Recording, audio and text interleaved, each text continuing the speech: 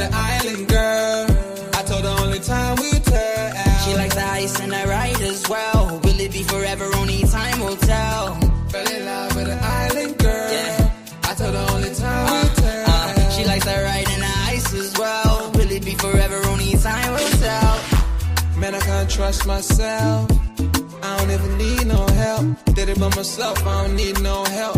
Tryna stack money like books on the shelf. Hundreds in the bag, got me feeling like the man. Shorty body hot sun in the summer on the sand. Way she's working for it, got me feeling like the man. Shorty body hot sun in the summer on the sand. Did it by myself like a selfie. Nobody try to help me. Came to the club with an island girl. I'ma take it to the crib and let me buy you pearls. Did it by myself, no one helped me, yeah. Now these bitches wanna selfie. I like big gold chains, I like big gold rings. Let me take it to the crib and let me buy you things.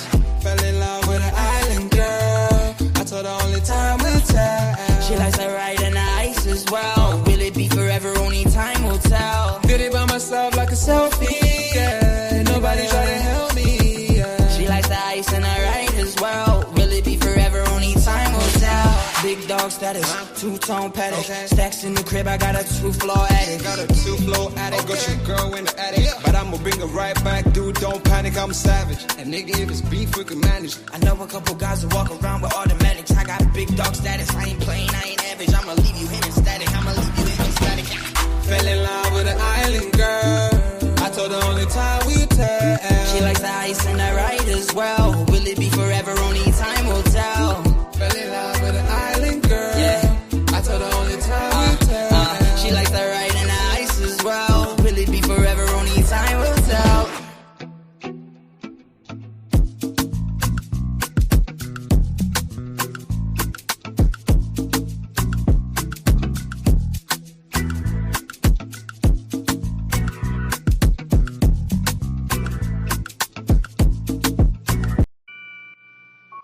Take note.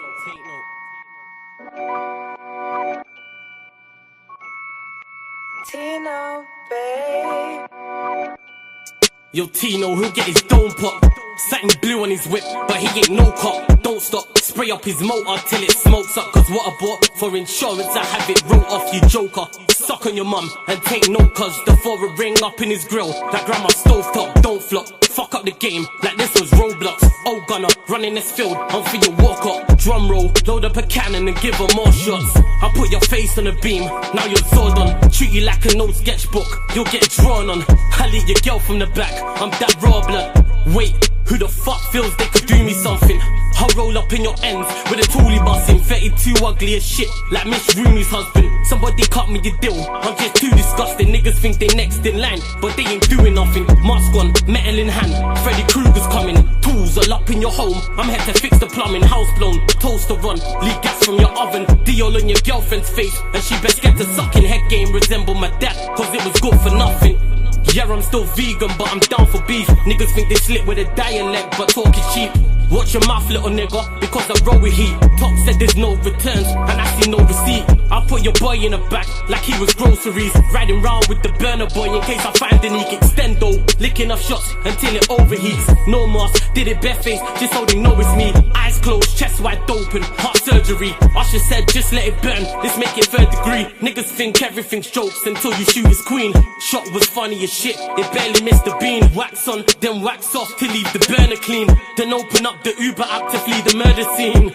Waving a stick will make them levitate. I raise a toast in the air, let's celebrate. See a couple holding a blade, like it's wedding day. And yous can leave with a slash, just like wedding cake. Bitches on snap in the snacks. Oh no you ain't, know your place. Word to flawless, you look like bellyache. Beat my dick all off in the face, and let it detonate. All facts, just ask your mum, she'll demonstrate. Damn right babes, I'm a jerk, just let it marinate. I gave it a beat like I was Penfold. And some retarded head, my tongue's mental. Babes, if you died and you died, cause you was meant to. Nigga, all I do is draw, I'm a pencil. Run up on you niggas like the rent's due. Dude, screwed, if I see food, you're on the menu. Your homies have to find the Dragon Balls to resurrect you. Fuck it, you niggas can all hate. I'm better than all of you niggas I don't rate. If your girl's fit, 4+4, she'll get 8. I'm a chiropractor back, just setting them all straight. Scorps, take note.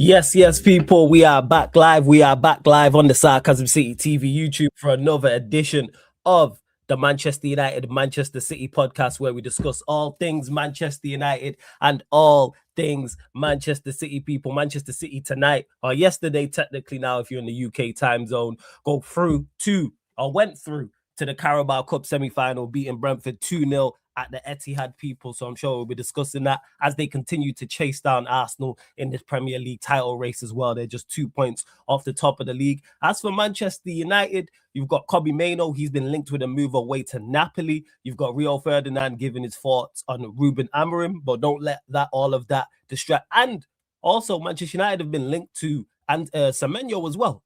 We've also made an approach from Semenyo, according to Fabrizio Romano, because he has a 65 million release clause. But don't let all those things I just mentioned, whether it's Semenyo, whether it's Rio Ferdinand's comments on Bruno, Rio Ferdinand's comments on Amorim, or what was the first one I just mentioned?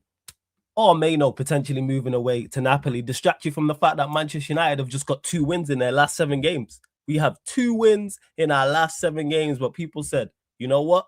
That 1 game a week would help Manchester United. So how's it looking right now, people? How is it looking right now? But big up everyone supporting Sarcasm City TV. Much appreciated. Please make sure, though, whether you're watching this live right now or you're watching this back after, salute to you. Make sure you hit the like button on the video. So important you do that. Hit that like button on the video. Make sure you share this out across all the socials as well.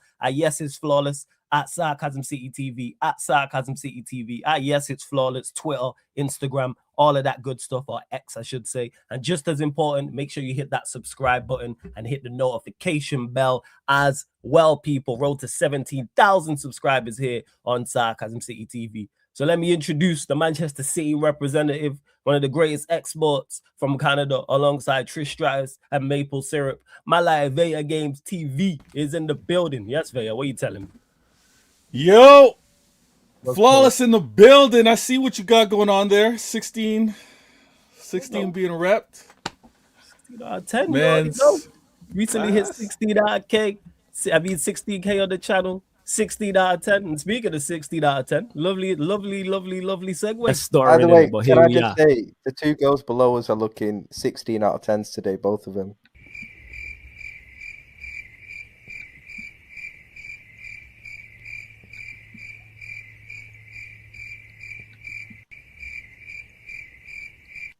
I big up the panel. I told as for well, it's only fitting, man. It's only fitting. Oh man, it's only right. It's only right. Now, everybody in the chat, y'all must be subscribed. Y'all better be subscribed. Yes.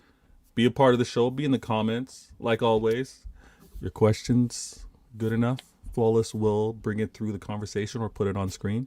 If you really want your question or comment made forward, you got to super chat it, because it's probably not quality enough for him to bring it up. Just super chat it. Then he's got no choice but to bring up the comment. Now, it's not about the quality of it. Hey! Why are you stepping out the intro?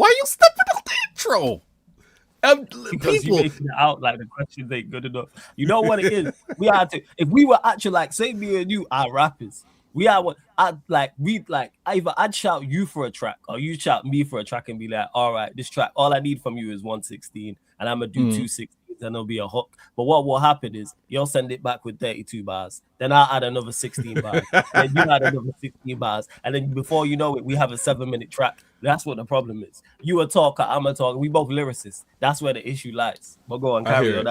I hear it. But I'm just saying, if you get a little frustrated in the chat and you want your comment read out, super chat it. Then you got no problems. You're helping out with the channel and you're part of the show. You're part of this show. We do this once a week. Listen, we're about to get this popping off the right way. Without any further ado, allow me to reintroduce myself. My name is Vader Games. We in the building. We got to do this right. Listen, Flawless. What a difference a week's made, man. So much is happening, so many performances, so many narratives, so many agendas, so many conversations. You're the host. I'm the guest. You know what I mean? Whichever direction you want to go in, I'm there. I got you. I got you. You know me. You just Yes. wait. Hey, what are we doing? Word association? You threw out the word. I'm gonna run with it. What you got?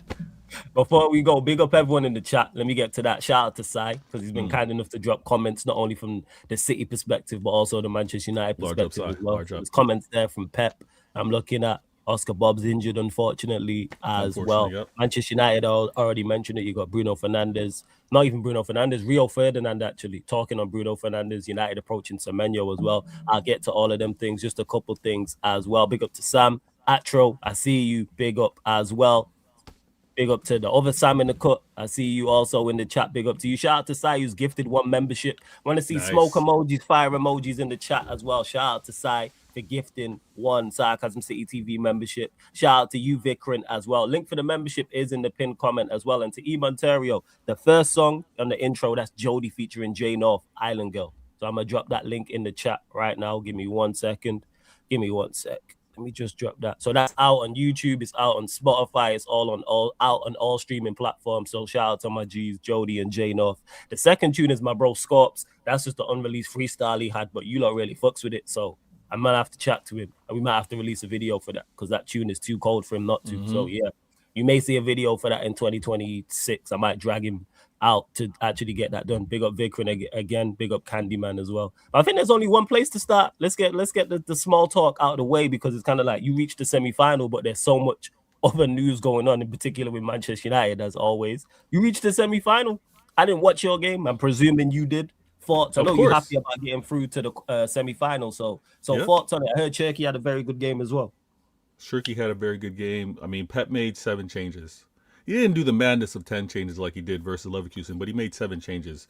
Impressive in itself for the players to play the way they did. Brentford, no joke, they're not in the best of form, but we had to still take that game seriously. We were at home, so things were kind of nice. Now, I'm unlike many of the other football people that you run into, football people that happen to be repping their established clubs. I want this trophy. I'm not saying bigger fish. I'm not saying I got my eyes focused on other things. I want this trophy. So the fact that I got this win versus Brentford, it's already lined up. It looks like I'm going to be playing Newcastle in the next round. I want this. Newcastle? Or is it? Oh yeah, it's Newcastle. It's Yeah. It's Newcastle. Yeah. I want this, and I make no hesitation. I'm not trying to downplay nothing. I want it. I'm not. My club's not too big for this cup. My manager's not too big for this cup. My players aren't too. We didn't spend all this money, and my players are too good to be playing in this cup. I want it. So I want to see us to continue to prioritize every game in front of us. So we played with 7 changes, and these guys knew the assignment. They knew we're going to keep the standard. They knew this is the first opportunity to get winning and continue a winning run because, hey, we kind of made jokes. You got the pre-streak. You got to win the first one before you can start the streak. I want to keep this. I want to keep this winning going, whether it's happening in the League Cup, in the Champions. I want to keep this winning going, and we're getting into a nice rhythm right now. We've got some players that have been suffering some injury. You mentioned it, Oscar Bob. I hated the fact that I had to see him go down because I'm already without Doku. It looks like it's a hamstring. Well. I didn't know that. Doku got injured. That's why he didn't play versus Crystal Palace. Okay. So I just want to see guys manage these games a little bit better, but it looks like, hamstring. Hopefully he's not out for too long. Yeah. But and this is something that's... And this is it here. Oscar Bob sustained a suspected hamstring injury versus Brentford, says Pep Guardiola. After 10-15 minutes, he complained about a muscular reason. Apparently, it's muscular injury in the hamstring. Hopefully, it's not a big one, and he can be back soon. So obviously, no reports on timeout on how bad hamstring injury is. But go on, carry on. He was walking off. Hopefully, it's something where it kind of just grabbed. It wasn't anything like a pull or a tear. So I'm optimistic that it's not something too harsh, but I hated seeing him go out. I did like how we did play, though. I can't lie. You mentioned Shirky. Listen, I know for a fact, all the men's you make content with that are Liverpool fans hate. They hate seeing Shirky do what he's doing because it's always a reminder. You're always seeing the choice that you made and the right choice that you should have made. They keep seeing Shirky and they can't help themselves but do a comparison. They can't help themselves by looking at home and seeing what they got. Shirky was so good, and he's only going to get better. The man's 21 years old. I know he's got a beard and everything like that. You look at him and you're like, oh, he's polished. He is a young player. So I like what we're seeing. Obviously, Pep's going to continue to coach him up because in the press conference, I'm not sure if it's one of the comments that LFC put out there, but Pep's like, yeah, Shirky had a good game, but he can also improve, and had some criticism on what he got. Oh yeah, that's Pep for you in a nutshell. That is Pep, and he's got to do that. He did the same thing to Foden when Foden had a good game. Even with regards to Savinho, listen, many want to crash on Savinho. Many want to say, get him out of here. This is what he said. What I like from Savinho, he's always digging, go, all the time. The final decision can be better, of course, but there's always a reward with this work ethic, especially that he goes all the time. Last season, he played a lot of minutes with us. Sometimes this season, we don't play with proper wingers. Maybe he plays less, but we trust a lot. He's young, can play right and left side, and he's a player that is so aggressive, and with time, he will improve his final decision. He will become a top class player. High praise. And this is all that I ask. All that I ask is you give these players some time, let them figure it out. Just because they have some stumbling, just because they don't look consistent, let's see. This is his second year at City, right? And he's not going to be the finished article, not even close. But the quality that he showed when he was in La Liga, the quality that he showed with Girona, I'm going to give him some time to acclimate. And what I like in particular is that work rate. Listen, Flawless, we've all seen it. We all know. You can have the most talented, the most techie, the most person on ability. Okay, that's great. Yeah. Now, add that with a worker, with a player that grinds it out, that's always going to be putting in that work. Oh, you got problems. You got someone that's going to take their talent and maximize it. I want to see more of this from Savinho. I think he can be really good for us, and he's only going to get stronger. He's only going to be better on the ball. So I like the game. It's Brentford. We move on. Newcastle's not going to be easy, but I do like the fact that with it being a City versus Newcastle, on the other side of the draw is London turf war battles. Yeah, it's going to be Arsenal, but we'll see. It'll probably be Arsenal, so we'll see what happens. Whether it's Palace, whether it's Arsenal, who knows? But we know that they're going to be facing Chelsea. That is going to be great. That is going to be great as well. Two-legged tie. It's going to be facts. Good. It's going to be good. I'm looking forward to it. I got lie. And the London turf wars, I'm all for it. I love that. I love how they get all rivalry like. And this is my ground. This is my hey who. The pride of London happens to be with the Blue Brothers, all right? But the turf war fight, I'm all for it. I'm going to check that out. I want the League Cup, carry on that momentum, and then we can see what else we can do as the season progresses. But there is not one trophy that I am too big for. Not me. That's for you. That's for you other people. That's for you other people that say, no, we're too big for these trophies. Let the kids win it. So I'm happy with that. Now, before this game, I had a league game. Before this game, I had a league game. We didn't get a chance to talk on the league game, but the league game going in, everybody was like, ooh, that might be a problem for City.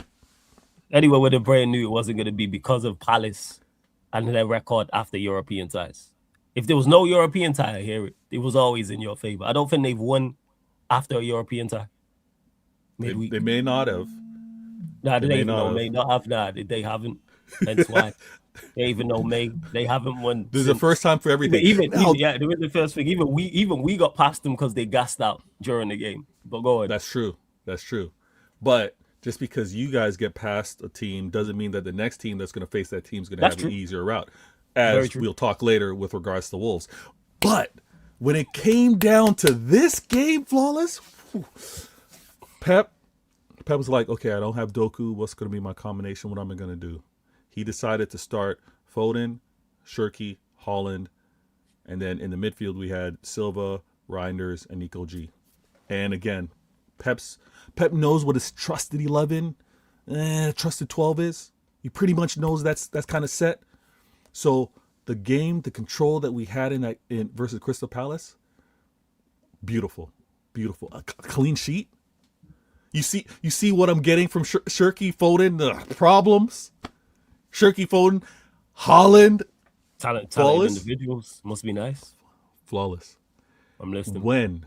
When, because I'm not saying if, I'm saying when it becomes Doku, Foden, and Shirky, and I don't know who's going to be in that midfield, whether it's going to be Nico Gonzalez or it's going to be Rodri, whether Rodri comes back. But the fact that you got to worry about Doku, Shirky, and Foden, you're rumored to get Semenyo. Liverpool are rumored to get Semenyo. Yeah. Because we're rumored as well, if he makes the choice, Semenyo, if you make the choice to come to City. You lot getting Semenyo, man. Stop it. I hate with your last thing we just need to see, or it hurts me to say, just stop. What? Why can't I express how I feel? I don't want to hear it. I don't want to. Oh, it hurts me. Oh, you know what? It makes me happy. It makes me happy. You know what it is? I see what's going on with Doku, and he's a better version of Doku. That's the last thing we need. Whoa. Oh, my God. That's the last thing we need. He is a better version of Doku. You know what I'm saying? If it was like Pokemon, he'd be like the. You always got to take it too far, you man. Feel me? You always got to. You have like you have Alan St. Maximum, then you have Alan St. Minimum, which now is you're Doku, doing too much and then again. you have Semenyo. You do. No. Hey, chat. Am I lying? Is Semenyo not a better version? Everything Doku does well. Everything that Doku does well, Semenyo does really well. That's the last thing we need is having pace and power players. This is the last thing we need. Other than the tech and how you keep the ball, the last thing we need is somebody like that. Like I said, we've already seen how Doku's been performing this season. Last thing we need is the evolve form, or both of them together. That's worst case scenario. Well, this is what I'm getting at, the together part. This is what I'm getting at. If I can have Doku on that left wing, if I can have Semenyo on that right wing, and then I can have Foden and Shirky in that midfield cooking and looking for through passes, and then I got Holland, who's already occupying two center backs. Semenyo, listen to me. You got your agent. You're gonna hear the conversation. Oh, where can you go to play on a regular? Where are you gonna be an automatic starter? You prefer to play on the right hand side. You're gonna go to Liverpool when Salah's there, and Salah's gone in 2 years, not this year, next year. Oh, the rumor that he's going to go out. Who knows? You're going to make a choice on who knows. Also, you're thinking of going to United? You're going to go to United. I know Flawless, my guy. I mean, we're cool. But you're going to go United. You just seen what's happened to Cunha and Buemo. What? Chill. Don't go to United. Again, yeah, that I hear it. Like, I like Semenyo as a player. I'm a big fan. And our manager's so bad, I'm not excited about the signing. Now's not the time. This is what I'm getting at. I'm not cussing out the club. I'm just saying there's so much. Cuss out the club. You know what I'm saying? Whatless. You know what I'm saying? Didn't have the courage to sell the captain. Fucking comedians. Sorry, go on as you were. My head's still hot about that. I hear it. We're gonna get to the United. Yeah, we are gonna get to it. Before you do though, just a couple things. Just 1 second. Let me just slow you down. Big up to 40 Reacts for the redirect. Actually, I'll be 1 second. Yeah, do your thing, man. Sorry, I just had to get to this. Big up 40 Reacts for the raid. Appreciated, my guy. Big up, blessings, man. Everyone joining over from the redirect. Make sure you run up the likes, hit the subscribe button. Manchester United, Manchester City podcast. So keep your comments on one of the Manchester United clubs or both people. I mean, one of the Manchester clubs or both. And shout out to Sai as well, because he's gifted 2 more memberships. So shout out to my guy Sai. He's gifted 3 memberships in total. So I want to see smoke emojis, fire emojis, applause emojis, bigging up Sai. And if you was one of the ones that he's gifted a membership to, send him an at as well, people. At him and say thank you. So big up to Sai, because he's gifted 3 memberships as well. Big up Jez, I see you. At Tro also. Yeah, this is it, Mario, man. Semenyo was Doku with the gym membership. That's the last thing we need is him there. That is the last thing we need. Nah, Flawless. Semenyo better than Doku. Semenyo is a better player than Doku. He is. I rate Semenyo. Like, I'm a fan. Don't get misunderstood. That's why. Like, I'm saying you don't like when Vader's like, no, we don't need to hear that. You don't know. Last thing City need is someone of his profile.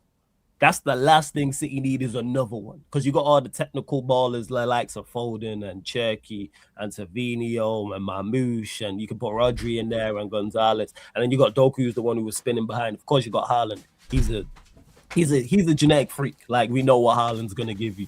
But then you add in Semenyo with that as well. And then it gives you the option of playing both ways. So if you want to be more technically sound and keep the ball and cut through sides, you can do that. But then if you want to sit in and hit teams on the transition, you can do that. And the likes of Semenyo create more space for your technical ballers, because now teams have to worry about, oh crap, they can spin him behind.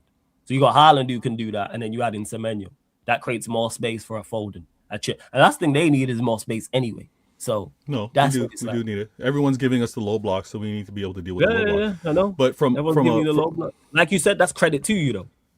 Absolutely. I find it disrespectful if you're not setting them with a low block. What, you think you can go toe to toe with my club? You think you can go toe to toe with the attackers that I got? Listen, set up in a low block, we expect it. Now, Semenyo, if you're making the career choice, Semenyo, how do you not choose Manchester City? How do you not choose the creators around you? Listen, you're going to get sold. You're going to get sold a bag of false goods. I don't know what the speech was. I don't know what Arnie went and pitched to Isak. Although apparently Isak said the only club I want to play for is Liverpool. Damn fool. Then you got Verts, got a pitch. Arnie went and gave him the pitch and and said, come here, and then made the move. My club spent 30 mil on Shirky. And he's top of the assist list in the Prem. Listen, Semenyo, if you want to get that service, if you want to get that freedom, you're gonna be at a club where no one can get doubled up. No one can get doubled up. They're gonna double up you, so there's gonna be free space. You're gonna do a 1-2, you're in. They're gonna try and double up Holland. Damn it, he's right. Look, Semenyo, I'm telling you. Your talent speaks for itself. If you want to cook, and yes, you're going to have to fight for your spot. Yes, there's going to be the occasional rotation that Pep's going to do, but that's in favor of your career. That's in favor of your career. He's saying that both Ghanaian, him and Doku. That's what it is. He said, actually, nah, JLAA, Jollof Left Wing Association. You're an idiot, just. You're a fool. Correct me if I'm wrong, though, people. Is Semenyo an Arsenal fan? Correct me if I'm wrong. That could be the only stumbling block. One of the only stumbling block, but something that goes in their favor. Why is Vega gassed about something? Because he knows what he adds. That's why. That's why he's gassed about. And anyone should be. If Semenyo's linked to your club, you should be, apart from Manchester United, if Semenyo's linked to your club, you should be happy about it. So whether it's City, whether it's Arsenal, whether it's Liverpool, whoever else, you should be, because he improves your team. Whoever you go to, he improves your team. And one thing I want to do, LFC, this is the thing. Whether Semenyo chooses to come to my club or not, I'm gassed because my club. Go on. Wait, what? Arsenal, if they don't go in for him, are idiots. He prefers to play on the right. Saka's already on that right. Oh, he's playing on the left for Bournemouth. He'll play on the left for Arsenal. And I believe he's an Arsenal fan. I believe so. I'll have to double check that. Genuinely, are you serious? He's an Arsenal fan? I believe he's an Arsenal fan. Yeah, I think so. It's Arsenal or Liverpool. Let me check. I'm gonna double check. Go on, you carry on, fam. You carry on. I'm gonna check that. I said that's funny, you know. I'm not so much gassed because the club's gonna get Semenyo. I like the fact that the club are looking to continue to strengthen. Yeah, I was right. Arsenal fan. He's an Arsenal fan. Yeah. Yikes. Well. But all types of footballers are different fans. Some of your players would have been fans of other clubs. Same with mine. It don't matter. It don't matter. Maybe that's something he admitted to when he was really young. I think when it comes down to Semenyo, him at City would be great because he would know that he doesn't have to overdo it. He's going to get the freedom to do what he wants. Semenyo, if you got doubts, if you got questions on what you can do, look at what Doku's doing. Look at the service that he's getting. Look at the freedom that he's getting. That can be yours on the right-hand side. my limited homework is you prefer the right hand side. There's no conflict here. There's no Rodrigo over at Real Madrid who prefers to play on the left, but he gets banished on that right or on the bench. You prefer to be on that right. That's going to be perfect. Perfect chemistry, perfect symmetry. You on that right hand side. Now, if you happen to choose to go to United, okay, like I kind of question Kudos going to Spurs, I'm a question you going to United, but that's a conversation for another time. If you choose to go to Arsenal, if Arsenal are in for you, I haven't heard it yet. If you choose to go to Liverpool, they're one of the teams that are not. They're one of the few that aren't. If he chooses to make the same mistake that Isak and Verts have made and chooses to go to Liverpool, it is what it is. I want players. I want players that are going to want to play for Manchester City and understand that over here it's different. It's different. Now, if we do get Semenyo, because we had Oscar Bob go out with an injury, but even before Oscar Bob went down with the injury, we were looking to strengthen a right wing position. Pace and power. I already got Manchester City fans that kind of say he's not as techie as you think, Bader. His first touch isn't all that. I'm like, that can be coached. That can be coached. But that build, that engine, that dog, because I saw what he's been doing to clubs. And yes, has he done it consistently? No, but he's not really surrounded with all that help as well. I think we can get that consistency over here at Manchester City. And I think the thing that's kind of eluded him for a little bit is the winning, is the trophies. He could be part of something. Pep is making the next gen of winners. Yes, we get it. Yes, we understand it's a great situation for him to walk into Villa. Yes, we understand it. Yeah. So I mean, the Semenyo talk, if he happens to go anywhere else, I'm questioning his mentality. That's all I'm saying. It's dependent on, because it's a £65 million release clause, so it's not a money thing. We know what exactly the price is to get him. So that's not the issue. Then it is wages. Then it is where do you play? Where is the best place for him to go? Unfortunately, again, I do agree with you. I think the best place for him to go is Manchester City over Spurs, over Liverpool, and over Manchester United as well. Because he fits over. Any player that goes to Spurs, Lex, where you at? Any player that goes to Spurs, questions, red alarm bells need to go off. A player has his choice on going anywhere. If they go to Spurs, Lex, I want to see you in the comments too. I want to hear it. Alarm bells. Why are you choosing Spurs? Kudos, why? Kudos is another one. Kudos plays right wing. Yeah, he does play right wing. Listen, City, we missed out on Kudos. Again, apparently he wasn't looking at us. He was looking at Spurs. Questioning any player that chooses Spurs, I'm questioning that mentality. Jez, I'm sorry, man. I'm sorry, but it makes no damn sense. Hey, Dunsey, no one asks you nothing but big up Dunsey every single time as well. No one asks you nothing. Right? No one asks this guy to comment and say it. But yeah, with Semenyo, I look at it and I go, yeah, he fits what's going on at Manchester City. And Jez mentioned it there about the only question mark I have for Semenyo is can he adapt to the systematical change going to Bournemouth to City? He was able to translate from Bristol City to Bournemouth, so because of playing time. But typical with Pep, I think he'd eventually get it. How quickly he'd pick it up, well, I think he'd be fine because of what Veta said in particular. You don't have to worry about getting doubled up on. It's more so you're going to be facing low blocks. So your movement has to be better. Your decision making has to be better. It's less running into space. It's more get the ball into feet and then pop it off and link up and stuff like that. I think Champions League do very well, though. That's how I'm looking at it. I think he helps. And I was going to get there flawless because we can get so heavy with regards to the league. This is what you're going to expect on the regular. But he's going to get Champions League on the regular. Yeah, and that is a complete different defense. And I want to say this.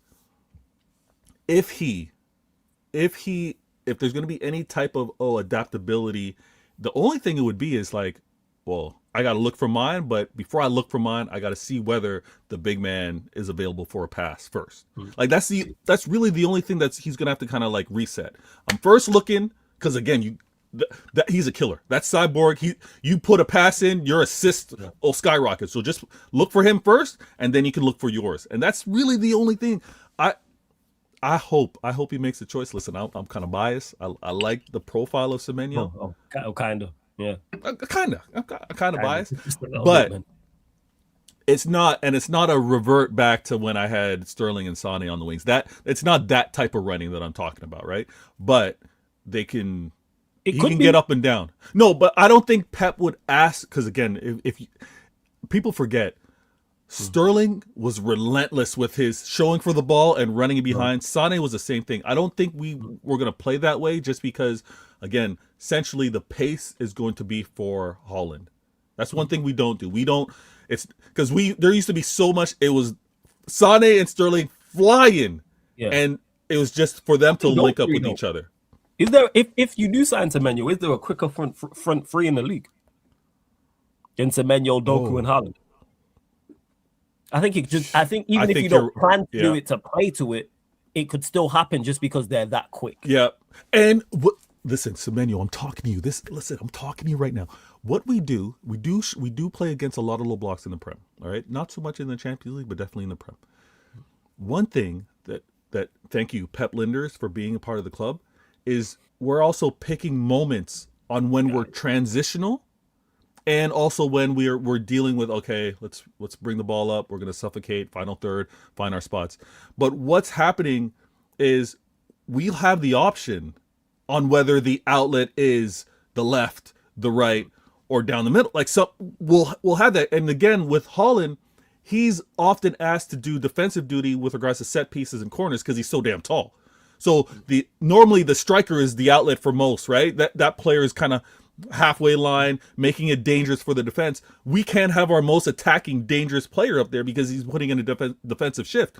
That could be Doku or Semenyo. That would Semenyo getting past maybe one defender, looking up, and then you got Doku running into space, or Semenyo. Think about your career, man. Make the right decision. You don't gotta drop the bid though. I think we might drop the bid because you don't gotta drop the bid. Because again, a few things need to happen. We potentially will send a player out on loan, because there was rumors that Oscar Bob was going to go out on loan. I think that's why he was so gutted coming off the pitch, because that might hinder that. But we were already rumored to be in the market for a right wing and maybe a center mid. So I'm gonna take it all day. The rumors keep increasing. The fact that we won, we're advancing on. That means it's more games that we're going to play.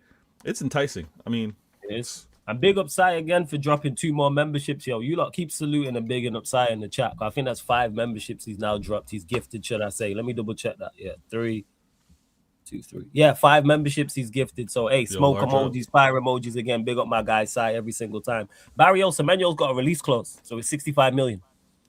So we know what the price is. Now it's just a question of will all the teams pay it? Because he's been linked to Manchester City, he's been linked to Manchester United, he's been linked to Liverpool, he's also been linked to Spurs. On the Manchester United side of things, the reason why I'm not excited about this is because of our team. And I've been saying this all season long, that our players are capped at how well they can do. I rate Semenyo. Anyone who's heard me talk about Semenyo, I rate him as a player. I think he's a good player. I think he could become a very good player in the right team and at the highest level. I think he could translate. My problem is that we've signed good players and just this summer gone. And yes, they show their individual quality, but they're capped.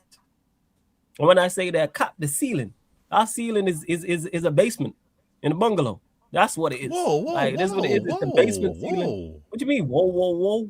Huh? Flawless. What? No. No, you're being harsh on you're being harsh on the players. This cap is clearly a reflection of your manager. No, I don't think these. That's the point. Okay. I'm not saying the players ain't. Yeah, I'm not saying the players ain't good enough. I'm saying because of the manager and the way we. Okay. Gotcha. That's the point. That's the point that I'm making. If we was to stop the season right now and do team of the season, I am not putting up any Manchester United player for a mention. That's just me personally. People might say the odd player. Someone might say De Ligt. Someone might say a Casemiro. Someone might say an Mbeumo. I am not advocating for any of them.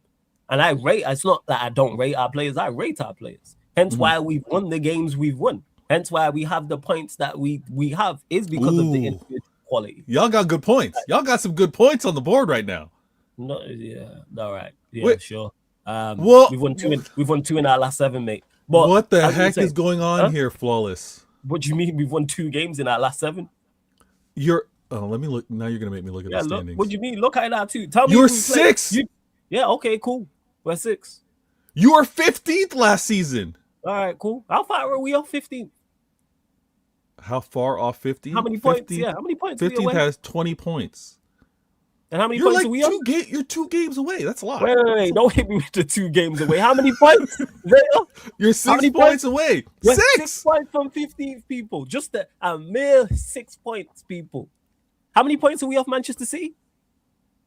Well, City have 34, so we're closer to 15th than we are 2nd. All right, interesting. Never mind, I didn't know that, people. That was just a mere shot in the dark. That's what that was. That was a mere guess. Because I know it's what not this that league's far. been like. It's not that far. 4 points off 12. Yes, thank you for clarifying it. So again, and I was having this discussion ironically with someone yesterday when I did the Man United, and he was new to the chat, and it was a prime example of results-based analysis because I was being critical of our performances this season so far, and we was talking about the Arsenal game in particular. And then he said to me, it was great because when I be saying certain things, and new people join the chat and say certain things, it backs up what I'm saying. So he said, all right, so say the Arsenal game goes on, we don't concede the set piece, but we score from a set piece and we win the game 1-0. Would you be saying the same thing? Yes. But you wouldn't be, because I don't do results-based analysis. I keep saying this. You can win a game and play poorly. You can lose a game and play well. These things happen. Yeah. But my problem is that we consistently perform poorly. Our performances don't match our results. They don't match our results. We played well in 4 matches. We played well against Wolves. You think your standing should be lesser? Performance-wise, yes. We've not been the 6th best performing team in the league. Not a chance. Not a chance. We played well. We played well in 4 matches out of 16. I mean, you are tied with 8th. Like, it's very congested. So 5th is Crystal Palace, 26. You got 26 at 6th. No then way. Liverpool, 26. Sunderland. We performed better than Palace. Or Sunderland this season, performance-wise. Performed better than Liverpool. Yes, but they've been on the worst run in 100 years. You know what? Listen, I hear you. I hear you. You aren't performing well. You're still 6th. But it's so congested. To your point, It is. 8. That's my Brentford are 15th with 20 points. And this is where my issue lies with the players we have and how bad the league is in terms of not everybody being inconsistent. If you add on the daft points we've dropped, not all games, just some of them, when they're the top of the league, we could legit be in a title race this season. Yeah, why are you saying the league's bad though? In terms of quality, because it is. I think take out Arsenal and City, I don't think there's much in the league. I think you're being harsh. You're being harsh. I don't think there's much in the league. So you rate the team. I don't think teams in this league. The reason why I do rate it, and this is why I'm gonna be analytical. I'm gonna go with facts, right? Go. We got to look at how this Prem is playing against the rest of Europe. I think football overall. Oh, don't do the football in the world is bad. Don't do this. Europe football has fallen off. Why is that? Why is that such a crazy take? Europe football has fallen off. I can say the better leagues, yeah, La Ligas and stuff. I don't think Real Madrid. So everybody's bad. Everybody's bad. Everybody is not bad, but everyone's just different levels of mid. To be honest. Oh my gosh! Nah. Do you rate Real Madrid and Barcelona right now? Do I rate them? Yeah, I don't know why you have. If I were to play them, I think it'd be a tough game. Yeah. Yeah, it'd be a tough game, and they're 2 of the better sides, and we've seen what's happened to them. Yeah. They're 2 of the better sides, but overall, do I think leagues are good? Nah, not really. Wow. No, Serie A. You're a grumpy old man over there. No. Football was better back in the day, huh? But I don't care about football being better. I'm not concerned about the quality. My annoyance is the quality of Manchester United. I don't care about it. Okay. Misunderstood. I don't care about the rest of you lot. So how much? United. Go on. Let me ask you, because again, I know you're rumored with Semenyo. If he goes to you, oh my gosh! But you're rumored with Semenyo. Yeah. How many players are missing for you to be like, okay? Let's say your manager changes, so you got that fixed. You got the manager side fixed. How many players do you think you want to add and be like, you know what? we're 6th. We could be fighting for Europe. How many players to fight for Europe? Well, if you get rid, so you add in Semenyo and getting rid of Amarin and bringing in a half. Let's say you get rid of Amarin, whichever manager happens to interim, whatever. Yeah. Let's just say don't even count Semenyo. Pick positionally. How many positions you need to fix, and you're like, no, we're gonna fight and win our spot in Europe. Oh, we competent manager with just Semenyo. We're in Europe. We're a Champions League side. We're a Champions League side, as you eloquently put it. Where are we? 6? How many points are we off 4th? You're only 2 points off 4th. So we're 2 points off 4th, and we getting rid of this manager. That's the detriment. Arguably the worst manager in the league. You're bringing in one of the better wingers from the league, and you telling me my right winger options are Ahmad and Mbeumo. My left winger options are Semenyo and Cunha. I also have Cunha who can play in the 10, Ahmad who can play in the 10. I got Xerxes Sesko up top. Never mind Maino who can play in it. So my front four could potentially be Cunha, Semenyo, Mbeumo, and we'll put Sesko. So your season is that's my front four. Your season is fixed. Flawless. I'm hearing clearly. Your season is fixed. New manager in Semenyo. Absolutely, because of the state of this league. Yes, without doubt. So do we finish top 4 comfortably? Do we need improvements elsewhere? Yes. Yeah. Our midfield's still not good enough. So central areas, yes. Yeah. Fullbacks, I'm still looking at. I trust Maz from right back with that attack. I trust Maz from right back. Left back, we still need to go get one. Oh my! I trust Maz from right back though. But you're telling me, let's say my three behind my striker is Semenyo, Cunha, and Mbeumo, and I've got Ahmad and Maino to back it up. Are you crazy? Okay. We talking to everyone with that. From an attacking standpoint, and our nines ain't even the best. You telling me I can have Cunha and Mbeumo and take them off and Ahmad and Semenyo go on? That's my backup.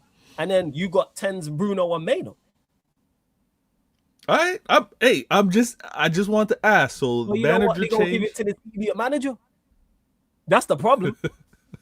Because that's where I'm saying we don't see the best Semenyo we could possibly see, because we don't see the best Cunha, we don't see the best Mbeumo, we don't see the best Ahmad, we don't see the best, as much as I don't rate him, we don't see the best Bruno. Maino can't get on the pitch. We don't see the best Sesko. We play to nobody's strengths. Nobody thrives here. And this manager's gonna get Semenyo to play him left wing back. That's what the plan is. We're going to get Semenyo to play left, and it should work better. As much as I don't like the way this manager plays it, Semenyo and Ahmad as wingbacks is not the worst in the world, but it's the way we play it. Does it improve us? Yes. 110% it improves us. Because Semenyo's better than what we have out there. But this manager will be a detriment to a Semenyo. The same way he's a detriment to other players that we have. Your Ahmads, your Brunos, etc. Everybody. Like, that's where the problem lies. You know what? If you're that close to a improved, challenging for Europe manager change in Semenyo, I can see why there's that elevated frustration with the United fans, because it's like that close. It's like this is why my frustration is before, even without Semenyo, because I look at the DAF points we've dropped, and if you add them on, we're top of the league.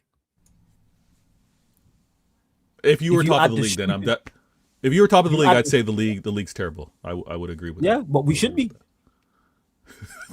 We should be. Not saying we win the league because we're not the best team, but should we be top of the league right now? Yes.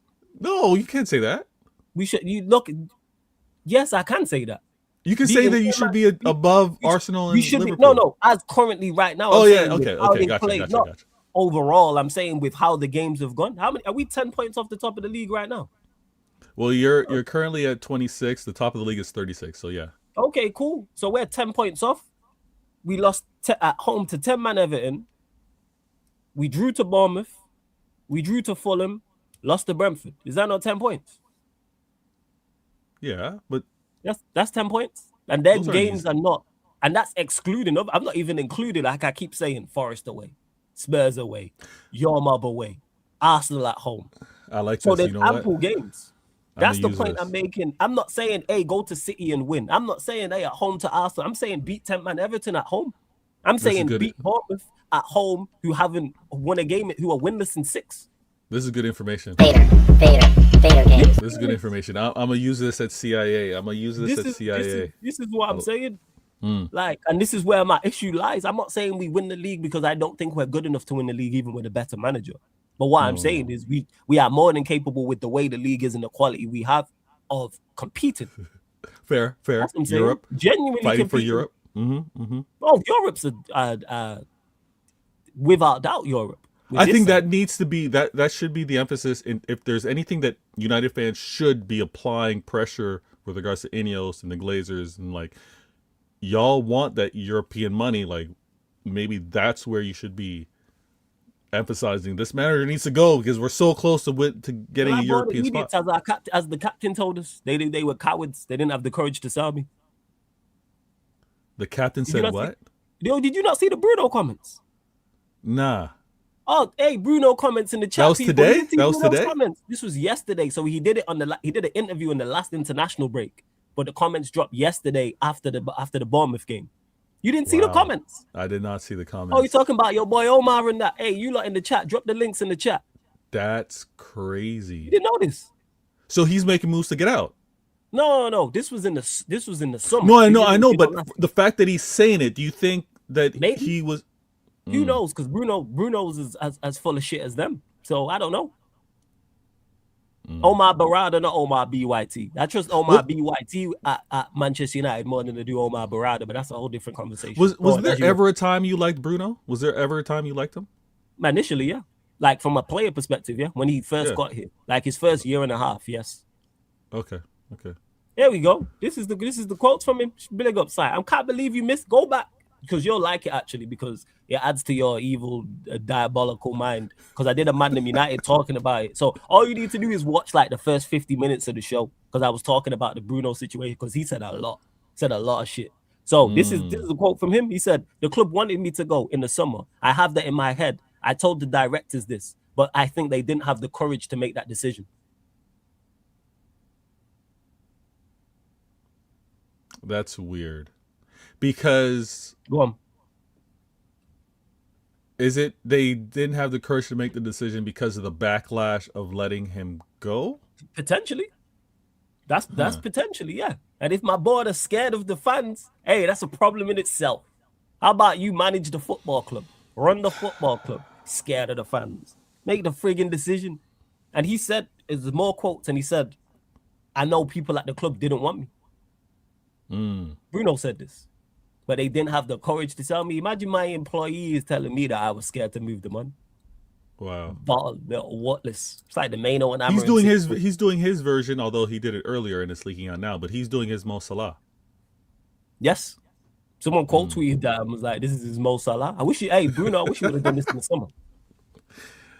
And he also said as well, they left it up. The manager wanted me to stay, and they also left it up to me to make the decision. Here's what Bruno said. That's wild. That is wild. Kind of like I was telling you this all summer long when we was doing shows, but go on, carry on as you were. I mean, you were saying it. The evidence is there. I think the fact that this is the thing, Flawless, and you don't like when I say this, and it doesn't pain me to say this. Your fan base is too. Your fan base is too massive. I agree with. Yeah, it's its own monster. Yeah, so when you have people making decisions because they don't want to sway the incoming value of the club or the money, you're not built for it.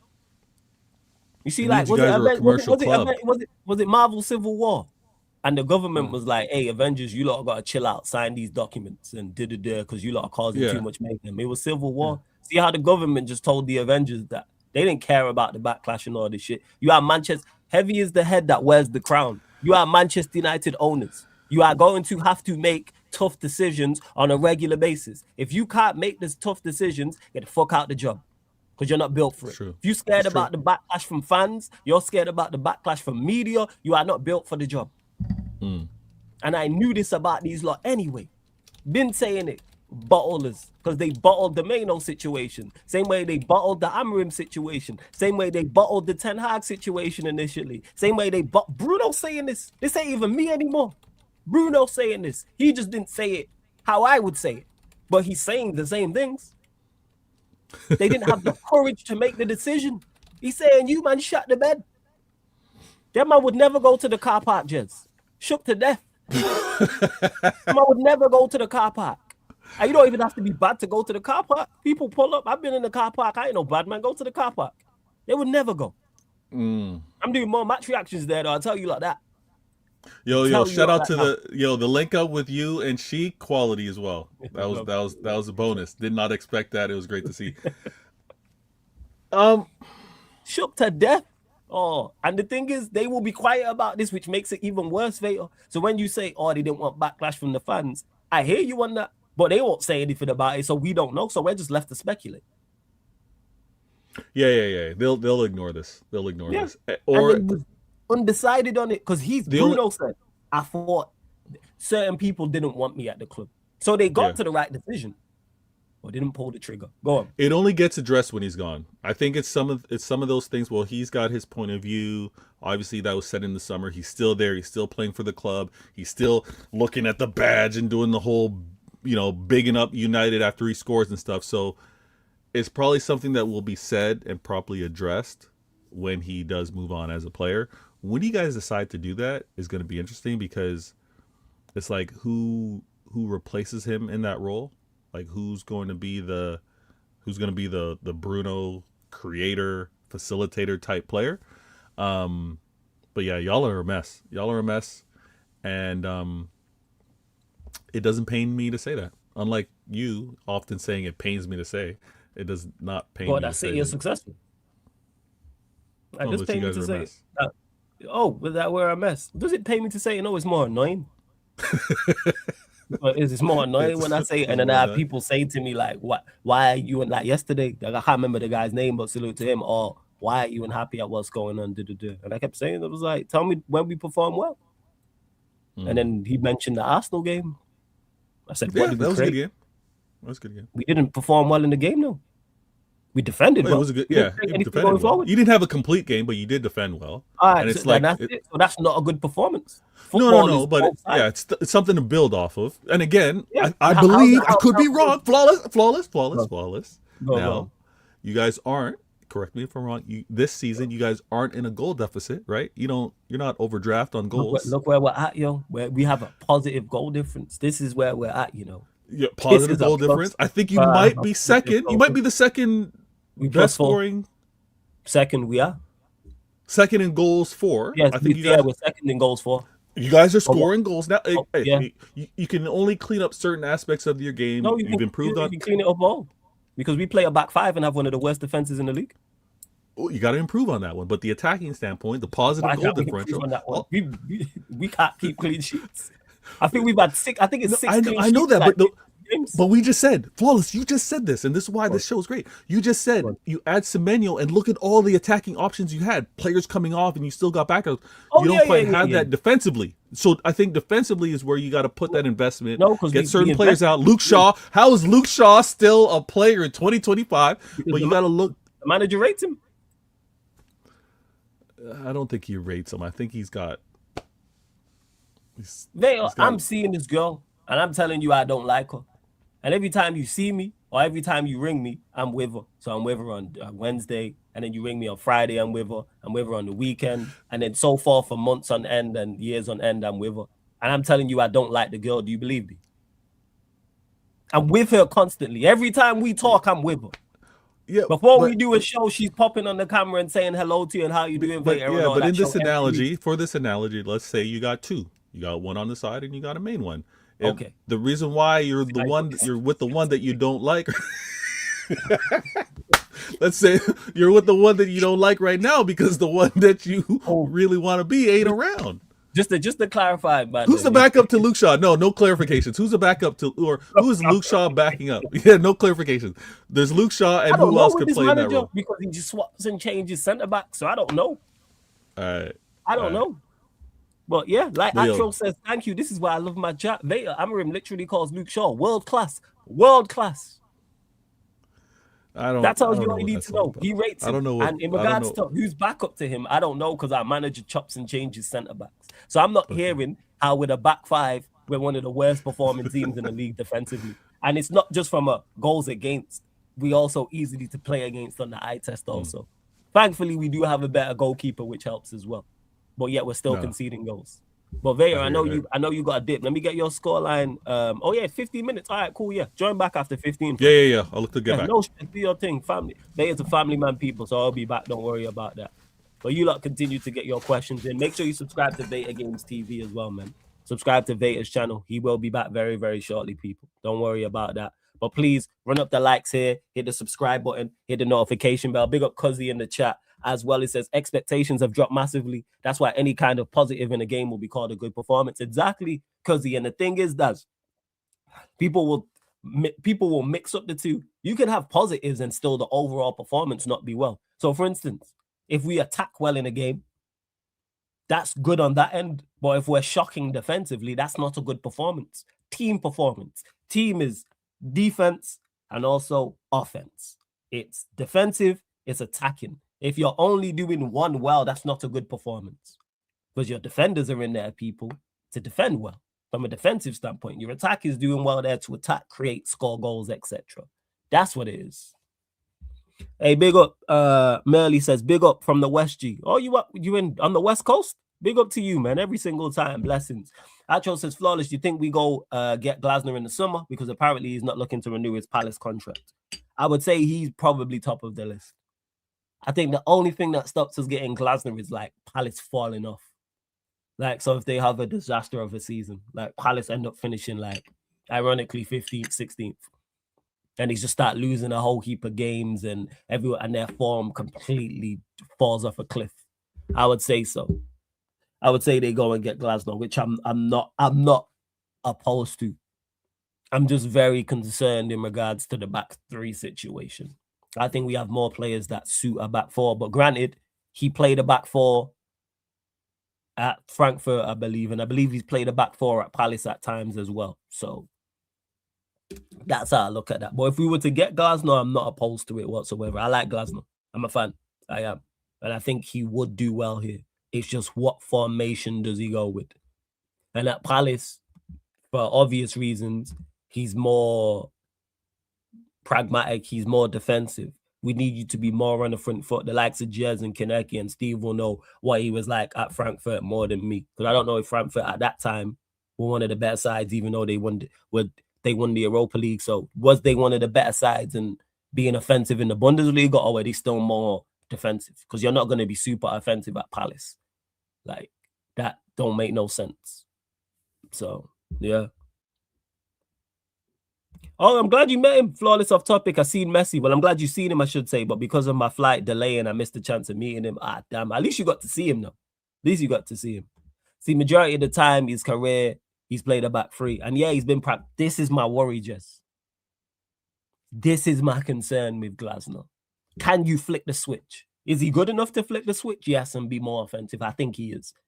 I don't think you have the success he's had at Palace. I don't think the success he's had at Frankfurt for him not be able to change. But pragmatism don't work at Manchester United. Pragmatism don't really work at any top European club. Now that you think about it, football has gone past that. You now have to be offensive and implement your style when you think about it. So whether that's a Pep, whether that's Ancelotti, whether that's a Flick, whether that's Luis Enrique, when you look at any top managers, they've been that. Inzaghi's probably the last who wasn't like that. And Inzaghi didn't win the Champions League, but obviously they did not dominate, but they won big trophies. I'm just skeptical. That's all. Yeah, that's what it is. Flawless, but you don't know how a back four works at United. If you're a good manager, it should work fine. If your back four is Mazarari, De Ligt, Yoro, Dogu, is that back four the greatest? No. Is it a solid back four? Yes. That back four should work. We're not trying to win a league. We're not trying to win a Champions League. We're trying to be a competent and cohesive and consistent unit. That back four with two midfielders in front of it, whoever the two midfielders are of quality, should work in the Premier League. Dorgu, Yoro, De Ligt, Mazarari, Lamens in goal. It's not a world beater. I'm not saying, hey, that is going to take us to the top. But it makes you a competent, consistent unit, yes. And then you go and improve. They asked me just before about what positions in the team I look at. I look at left back, yes. But then again, how are we trying to play? Of course, our midfield needs improvement. Potentially the 9 area. But central midfield is the key area I'm looking at. But it also depends on the formation. With this manager, it don't matter. Hence why I'm not gassed up. I'm not excited about potential signing of Semenyo. Normally, I'd be like, oh, if we could get Semenyo, he does this and he does that and did it. I'm not excited. Word to Hollow the Don. I wish I had one of the hoodies or t-shirt. I'm not excited. I am not excited about it. And I should be, because I think he's a good player. And I think he could be a very good player and a very good asset for Manchester United. But I just know he's capped at what he can do here. Whether it's especially under Amorim. Play him left wing back. Is he an improvement on what we have there? Yes. But do we get the best out of him? No, because we don't get the best out of anyone. You don't get the best out of anyone. If Palace win the Conference League and United don't get Europe, I think Glasgow would stay there. I don't think so. For 2 reasons. One, the stature of Manchester United, because we're just what goes without saying, a miles bigger club, much bigger club than Palace, and also the money we offer. And managers have egos, they want prestige. Be a Manchester United manager. I'll keep saying this. The manager that takes Manchester United back to the top is going to get lauded as a god. See how Klopp is at Liverpool, because he was their first manager in yonks to actually take them back to the top of winning the Premier League and the Champions League. You see how he's regarded in Liverpool. That would be the next Manchester United manager, whoever that is. If they keep Bruno and Casemiro midfield, I don't think if you play a back 4, back 5, back 8, going to get exposed. Of course, I agree. That's why Bruno and Casemiro shouldn't be in the side. Come the start of next season, that shouldn't be our pivot. If that's our pivot, guess what? Our board failed and our manager failed. If the start of August, whenever, let's say it's the 15th of August or mid-August when the season starts, if our pivot is Bruno and Casemiro, everybody at the football club failed. Because we clear as day need midfielders. We should have a brand new midfield pivot. Should be brand new. No matter the formation and what it is, whether it's a back 3 or whether it's a back 4. Where's the reaction video? Flawless 4-4 draw. I didn't watch the game. That's why I'm habit. So that's why you didn't get a watch along. That's why you didn't get a match reaction. But if you check out the Man Them United podcast yesterday, I did my match reaction there. So you can get my thoughts there. If you got any questions about it now, I'll answer any questions on the 4-4 draw. Not a problem. I personally think Glasner is perfect for clubs like Frankfurt, Palace, Hoffenheim, Europa League, Conference League, mid-table manager. He's never been an amazing league manager, in my opinion. And here's my doubts, Jess. And this is my doubts over not just him. This is any manager you're taking from the mid-table or upper mid-table to take you to the next level. So whether it's him, whether it's Areola, or whoever else. Because it can go wrong. It can go wrong. But then on the flip side, if maybe not just Glasner or whoever that manager is with better players and more pressure thrives. That's why I'm not against Glasner, but I'm not all for it. Hence why I've said time after time, sack Amorim and bring in an interim. And then that gives you ample opportunity to assess and gives you 2, 3, 4 months to go and get whoever the next manager is. Because to me, there's no standout candidate. I'd say that much. Yeah. Yes. You'd right, he deserves a shot at a bigger club. It can either go right or it ends, guys. Like, and is he better than Potter Frank? I'm happy to roll the dice with Glasner. If it's Glasner or Areola, roll the dice, man. Scared word to Meek Mill, scared money don't make no money. Roll the dice. Now, if there's a obviously better option who's like been at the highest level, go get him. I personally don't see that at this moment in time, but maybe he does it in the season and people go, yeah, go and get him. A manager wins the Europa League we don't expect, or wins one of the big European leagues that we don't expect, or has a great run in his league, or has a great run in Europe, whether that's Champions League or Europa League. But there's no standouts right now. That's just to me. Nagelsmann is the manager I go for after the World Cup. Has dealt with big jobs. He has a style, can be adaptive. He's done well. Again, if we were to get Nagelsmann, wouldn't be against it because the CV is there. Do I have my doubts? Yes, but there's no perfect manager. But I'm not really campaigning for anybody because there's no standout to me.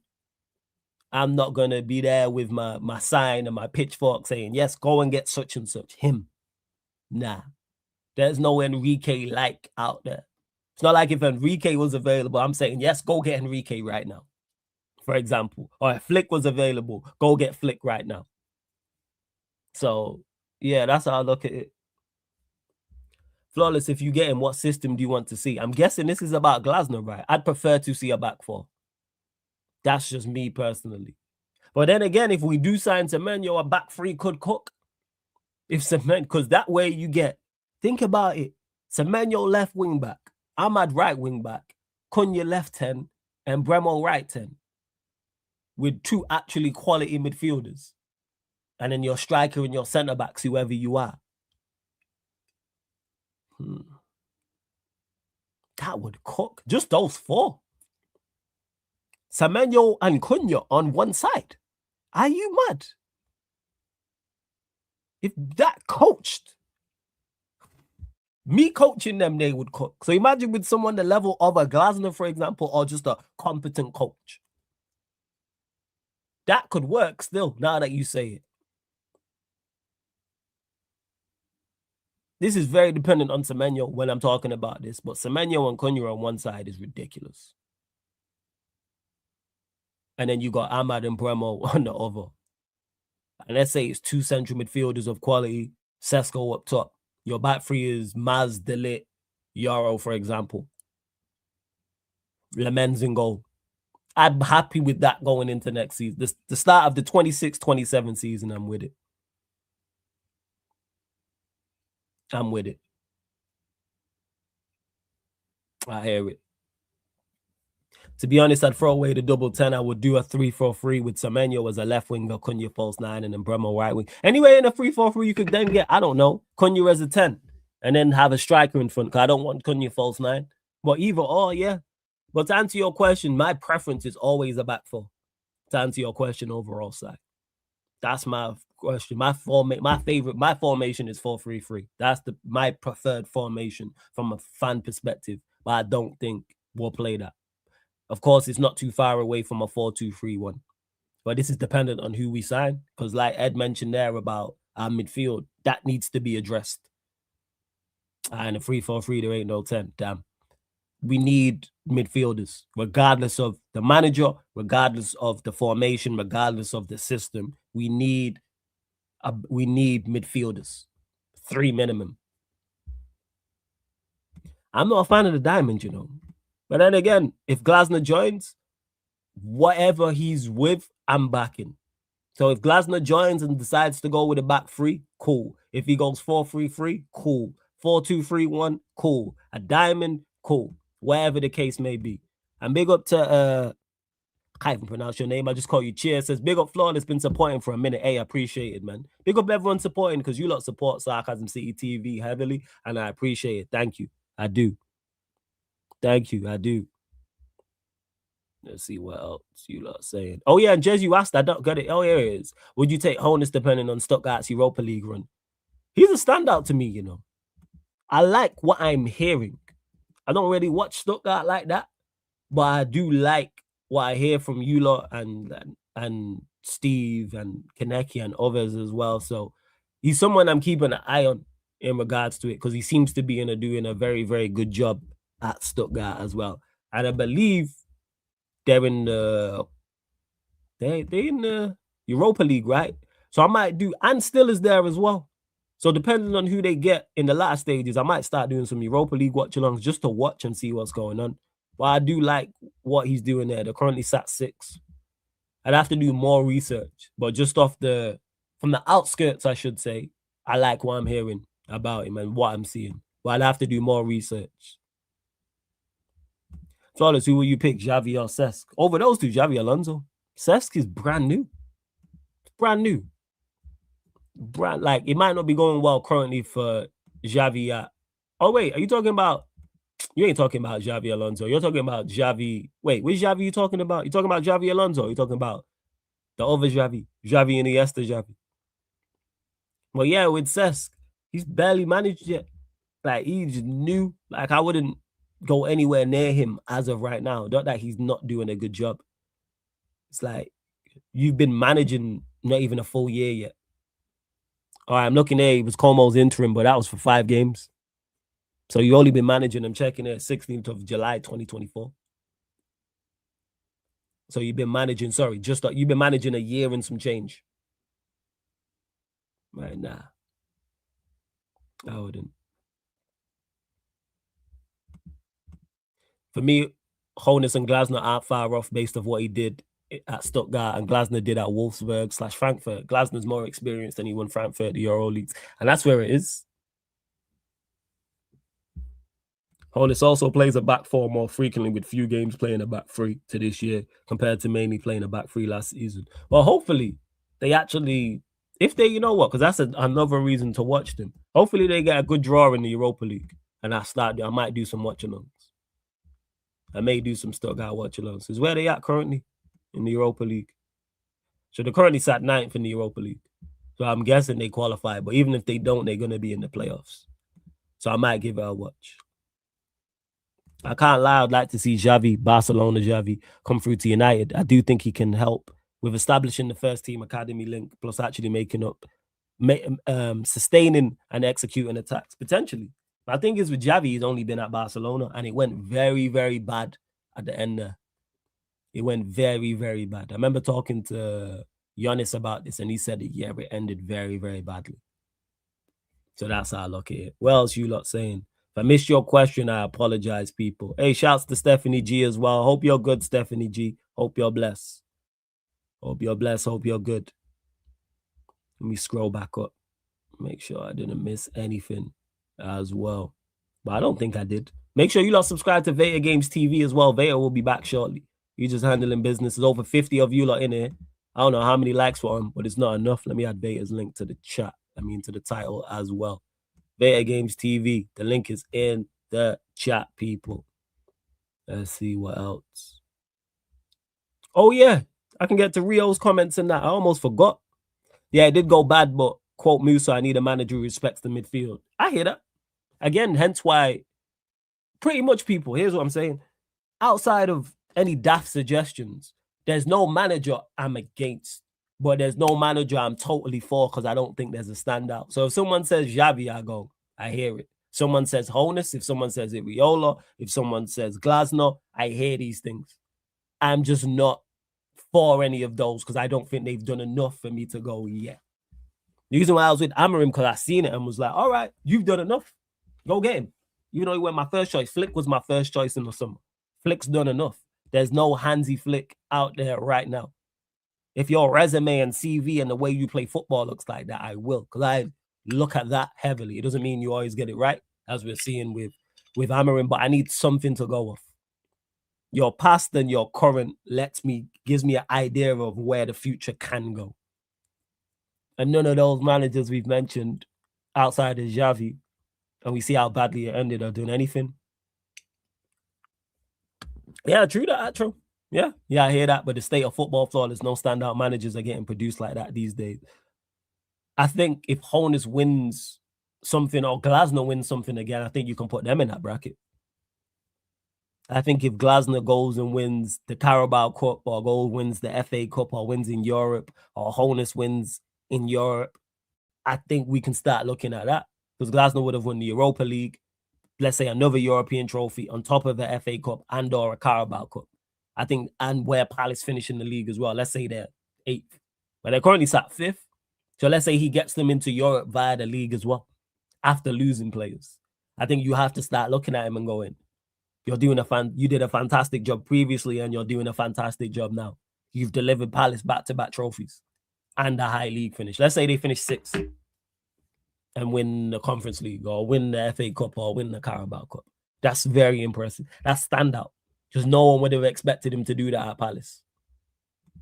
So when I say standout, I don't necessarily mean Champions Leagues and Premier Leagues and league titles. I think that's unfair.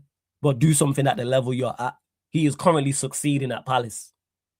He's overachieving at Palace. No one expected what they do. Now, if you do that again, I go, all right, that's not a fluke. And then you add in what he did at Frankfurt. Same with Honus. If he goes, wins the Europa League and has Stuttgart finishing, I don't know, top 4. Jez will let me know. Where was Stuttgart aim to finish? Just like, what was their like trajectory was like best? That they top 4, top 6 in the Bundesliga. Not United related, but why do you think there's a lack of standout managers currently in the game? I think we just went through a golden period of managers in the last 10 to 15 years. And you're going to have a drought after that. Like, you're not, when you look at, let's go from the year 2000. So let's go in the last 25 years. If you look at the best managers in the world, like they're GOATs. Not every era are you going to have multiple GOATs. You have Fergie, Ancelotti, Pep, Mourinho, Enrique, Flick. Just that 6 alone. Matching up to that 6, and there's people I forgot. I just named top 6 top managers off the top of my head. That's tough to do. Also, as well, I think there's less individuality. Is that even a word? But I think it is. I think managers are less like everyone trying to play out from the back. It's more copycat. Whereas before, everyone had their own style of how they was trying to play and how they would set up tactically, their man management skills. Would they be hands-on man management? Would they be off? Like, would they be defensive and pragmatic? Would they be more offensive? Would they be tiki-taka? Would they be gung-ho? No one was the same. Whereas it's all very same-ish right now. Whereas back then, everyone had their own style and ran with their own style. Like Ancelotti, you see it. Ancelotti manages like Ancelotti. There's no one you look at management-wise and go, Ancelotti manages like him. No, Ancelotti manages like Ancelotti. Pep manages like Pep. Flick manages like Flick. Mourinho, prime Mourinho, managed like prime Mourinho, like him. There was no one like him. So that's what I would say. Flawless, now you want to try the new generation manager. Will you take Carrick? I said as interim, yes. I would take Michael Carrick as an interim today. Him or Rude. Be happy to take them as interim. Not permanent interim from now to the end of the season. Take your pick. Take your pick. The season prior, he finished 2nd in the league. Last season, he finished 9th, but won the Pokal Cup, FA Cup version in Germany after losing Guirassy and his best centre-back to get into the Europa League. Yes.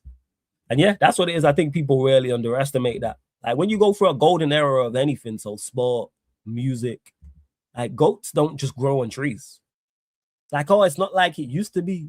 Yeah, because you had Pep, Fergie, Ancelotti, Mourinho all around at the same time.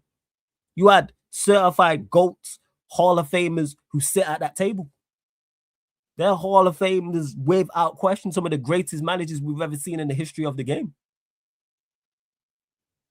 And there was enough of them. There weren't 1 or 2.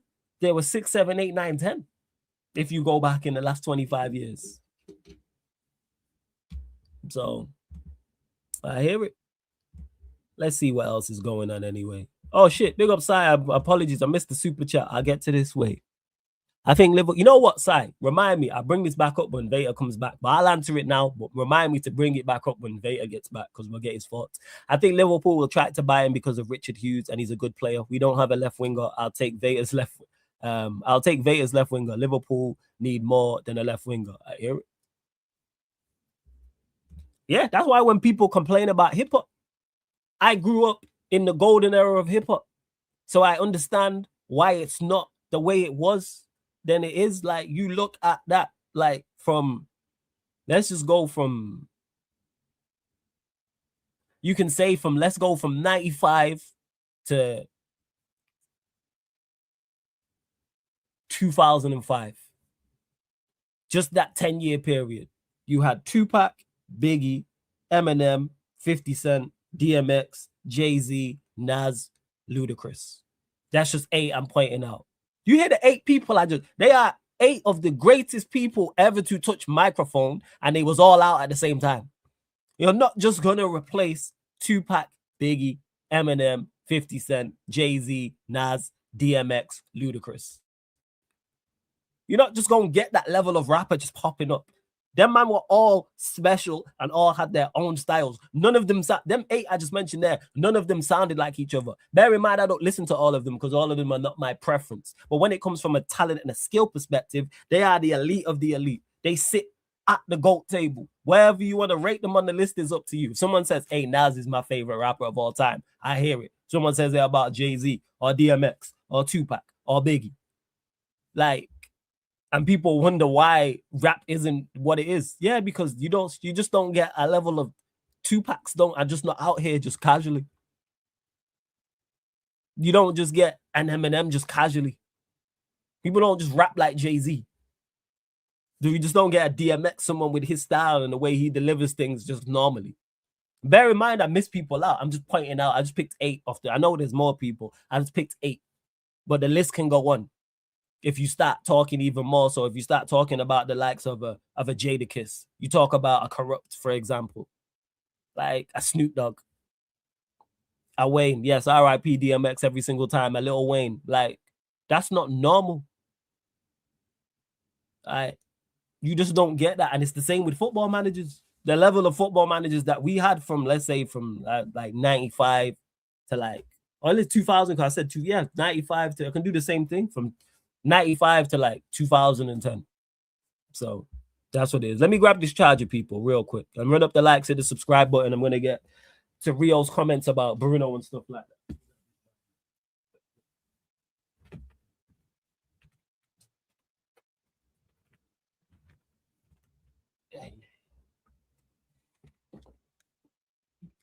Do that. Let's see what you lot are saying. Please run up them likes. Please hit that subscribe button as well. Run up the likes, subscribe, hit the notification bell too as well. Make sure you do so. Yes. Yeah.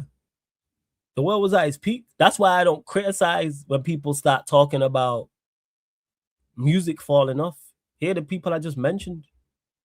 Telling some of the greats. So like I said, I didn't mention Corrupt or Jadakiss or Nate Dogg. Like the list goes on. The list goes on. There's so many, like, yeah. Like there's so many managers, so many rappers who were there who are probably like second tier. If you put him today, he's one of the GOATs. So that's where it lands. People just need to relax. That's all it is. Yo, Flawless, I'd love to hear if there's a manager from your times, like 90s, 2000s, that were promising but failed and no one remembers. There probably is. If you Google it, I'm trying to think. It was supposed to be the next best thing in the 90s, 2000s. Can't remember. Not off the top of my head. Not off the top of my head. Let's see what else is going on. All right, let me get big up Sai. So what's actual Rio actually saying? Let me see this. Let's see. All right. These are the Pep's comments. Oh, this is Mano, actually. Here we go. Fabrizio Romano, what I'm hearing is that after McTominay's success at Napoli and Højlund doing well there, Kobbie Mano will be more than tempted to join Napoli in the January transfer window. He's open to the move. Napoli are prepared to push for Mano. They want to make it happen. They believe Mano is a crucial target for their January transfer window, but it depends on Manchester United. In regards to this, yeah, let him go. Like, let him go. The manager's not going to play him. For whatever reason, you lot don't want to sack this manager. So back your manager who doesn't want this player and let Mano go out on loan, because it works in everyone's favor. I'm talking as the club perspective. You've backed Ruben Amorim, even though he's been awful. This is your guy. He clearly doesn't want to play Mano. He don't rate Mano, whether them reasons are valid or not. Let Mano go out on loan, because then Mano can play, keep his value high, keep confident, get in the World Cup squad. And then you've now showcased publicly that we're backing Amorim. Everybody wins. Mano gets what he wants. Amorim gets what he wants. What's the problem? You know what the problem is? The board know that Mano's a talented player. Hence why they blocked the move of him letting him go. So if you're blocking the move and you're so far off the same page as your manager, how about you just let go of your manager? Same way with the Bruno situation, where Bruno's has come out and stated, people at the club wanted to let me go. They just didn't have the courage. Didn't have the, like I said yesterday, whatless. Absolutely whatless. And they were whatless in the Amorim and Maino situation, and they've been whatless in the Bruno situation in the summer. Make the decision. Because the obvious things to do, was you sack Amorim, move on Bruno, clean slate. And then we don't forget about the last season, but we go, at least people have been held accountable for a shocking season. I was saying this yesterday on Man United. We had an absolute abysmal season. Nobody was held accountable for it. Nobody was held accountable for it. So yeah, with Maino, let him go, preferably to Villa, because Villa are on a title charge. So I'd like to see him go Aston Villa. But if he goes Napoli, cool. I just want Maino to get minutes. And I feel sorry for him because none of this is his fault. And when I say that, he's done the right thing. Hey, the manager don't rate me. I'm not going to kick up a fuss. I'm not going to do a Mo Salah and call him out. I'm not going to do anything on social media. Let me go. And the club said no. So what's the plan then? That's what I would love to know. What is the plan? So the manager don't want me. I want to leave. You're blocking the move. So I'm just supposed to sit here on the bench for what reason? How does that help Kobe Maino? How does that help Amorim? How does that help Manchester United? I wish these were questions people would ask Ineos and ask the hierarchy. So what was the plan then? Because I'll keep stating this. Everybody knew Amorim and Maino's stances in the summer. We all knew whether you agree or disagree, whether you think Maino's overrated and Amorim's right, whether you think Maino's well right and Amorim's wrong. That's not what I'm talking about. I'm talking about both stances were known and the club did nothing. And now you've just created a problem. The fact that we're having this Maino conversation and have been having it for months now, it solely falls with them. Because Amorim was happy to let him go. We've seen Bruno in his quote say the manager encouraged me to stay. The manager didn't say anything about Maino.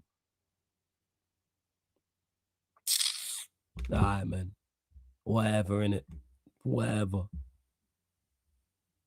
Hey, big up Black Diamond, man. Every single time. Hope you're blessed. I seen you in the chat. Obviously, I don't have the comments open, but I seen when he put it up. He says, good night, brother. Really enjoyed how you cooked on Rance's show yesterday. Undeniable facts. I just had enough, Black Diamond. That's why. I've had enough of these people who are supposed to be smart and intelligent and want what's best for Manchester United Football Club messing up easy decisions. And not only messing up easy decisions, refusing to make decisions. If you're going to be wrong and strong. So if you're backing Amorim, guess what? Hey, you know what? Maino's out the door on loan because we're backing Amorim. As much as I wouldn't have liked the decision, I would have understood it. So they went, okay, you're backing your guy. Well, now you've just created a further problem for him and for Maino, which creates a further problem. They don't help I want what's best for Manchester United Football Club. That don't help the football club. So that's why I have an issue with it now. Because this is just extra shit that we don't need. We're already terrible as it is. And now you're just adding more things off the pitch that we don't need because you failed to make a simple decision, which was let one of them go. The obvious decision was to let Amorim go. But hey, they don't. And that's a problem in itself that they don't have the balls. It's crazy. You know how talented he is, but you was ready to not see him play because Amorim made it clear he can go. Make that make sense. How does that help anybody? That's what annoys me the most. Fuck knows. Big up Jared, man. Says, what do you think the club will do about Maino's brother publicizing the free Kobe stuff? They can't do anything to him. What can they do? The only reason why I understand why he did it. The only reason why I'm not a big fan of it because it takes away attention from Maino not playing.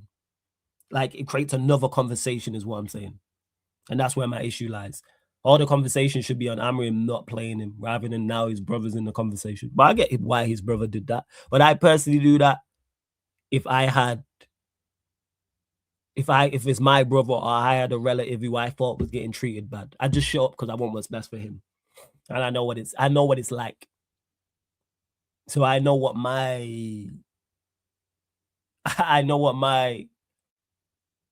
like when it comes to family. So that's why I just shut up. If I had a family member who's playing professional football and something's going on with the club or so I'm in the crowd and someone says anything, I just shut up because I know what I'm like. So that's where it is. But not everyone's like me. And I would be pissed if I'm not even related to Maino and I'm pissed for him. But when I go there with a free Maino shirt, no, when I tell you lot what I think on here, yeah, say the same thing that he should be playing. I wouldn't say anything personal though. I wouldn't be like, oh, he told me this. I wouldn't reveal any personal conversations I'd have with him. I just give my thoughts the same way I give my thoughts now. So yeah. Yeah, it never goes well when family speak on behalf of a player. Never seen it work in the favor more time, but I understand why he did. Yeah, that's where I'm at with it. It never works, but I get his frustration. And it's fuck the club and fuck Amorim. So that's why I'm not crashing on him.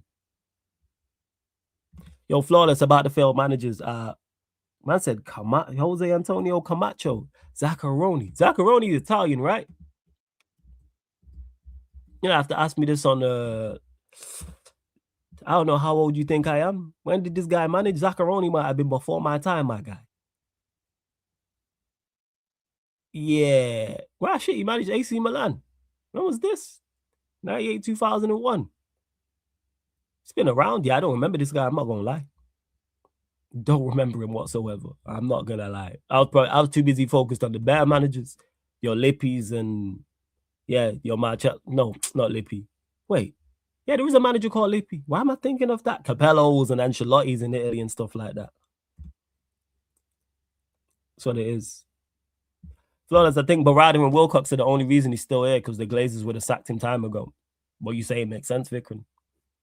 What you are saying makes sense. I hear it. Trust me, I hear it. We know your Uncle Flawless, that is enough. Well, what do you mean? But the thing is, I wouldn't say anything though. As much as I'd want to, I wouldn't say anything. I wouldn't say anything. That's just me. I know what I'm like, and it don't end well. And then at the end, it hurts your relative. So it hurts your brother, or it hurts your cousin, or whoever it is, however you are related to them. It hurts your nephew, whatever the case may be. All right, what's Rio saying? Let's see this. Rio Ferdinand, I think as fans, like even us, we're impatient. I mean, we want stuff. We want to see results immediately. But it just isn't like that. I mean, Arteta has been at Arsenal how long now? 5-6 years. Still ain't won the league, but they've seen an improvement, and there it shows you. You need time to build anything. So I think that's why I think Ruben Amorim needs that time. All right, let's get to this. I think fans, are we impatient? Yes. But what has improved under Amorim? Two questions. Two questions. What has improved under Amorim? And what do we do well? Because you can improve and still be bad. So people hear the word improvement and think that's good. No. You can improve and still be bad at whatever it is. So you can improve as a team, still be a bad team. You can improve defensively and still be bad defensively. You can improve from an offensive standpoint and still be bad from an offensive standpoint. So if you're a 2 out of 10 as a team and the next season you're a 4 out of 10, guess what? That's improvement because you've gone from a 2 out of 10 to a 4 out of 10. A 4 out of 10 is still horrible. You can be a 4 out of 10 at something defensively, and let's say you're a 5 out of 10 the next season. Guess what? 5 out of 10 is not good enough. It's bang average, which is not good enough for what Manchester United invest or a team the caliber of Manchester United invest. And that's where people get it mistaken. And yesterday, the guy in the chat used Arteta, and Rio is here now using Arteta. Arteta has won nothing. Mikel Arteta has won nothing. Stop using him as a measuring stick. Because if Manchester United had spent also almost $1 billion and had won nothing in 6 years, we would be crashing on the manager, and rightfully so. Because guess what? Arteta is going to win nothing again this year.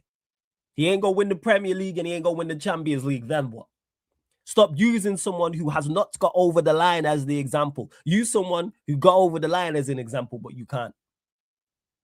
But you can't because there's no example to use.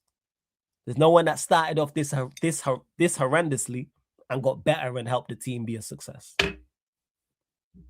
Talking about he needs time. No, word to RIP Claude, it's time to go.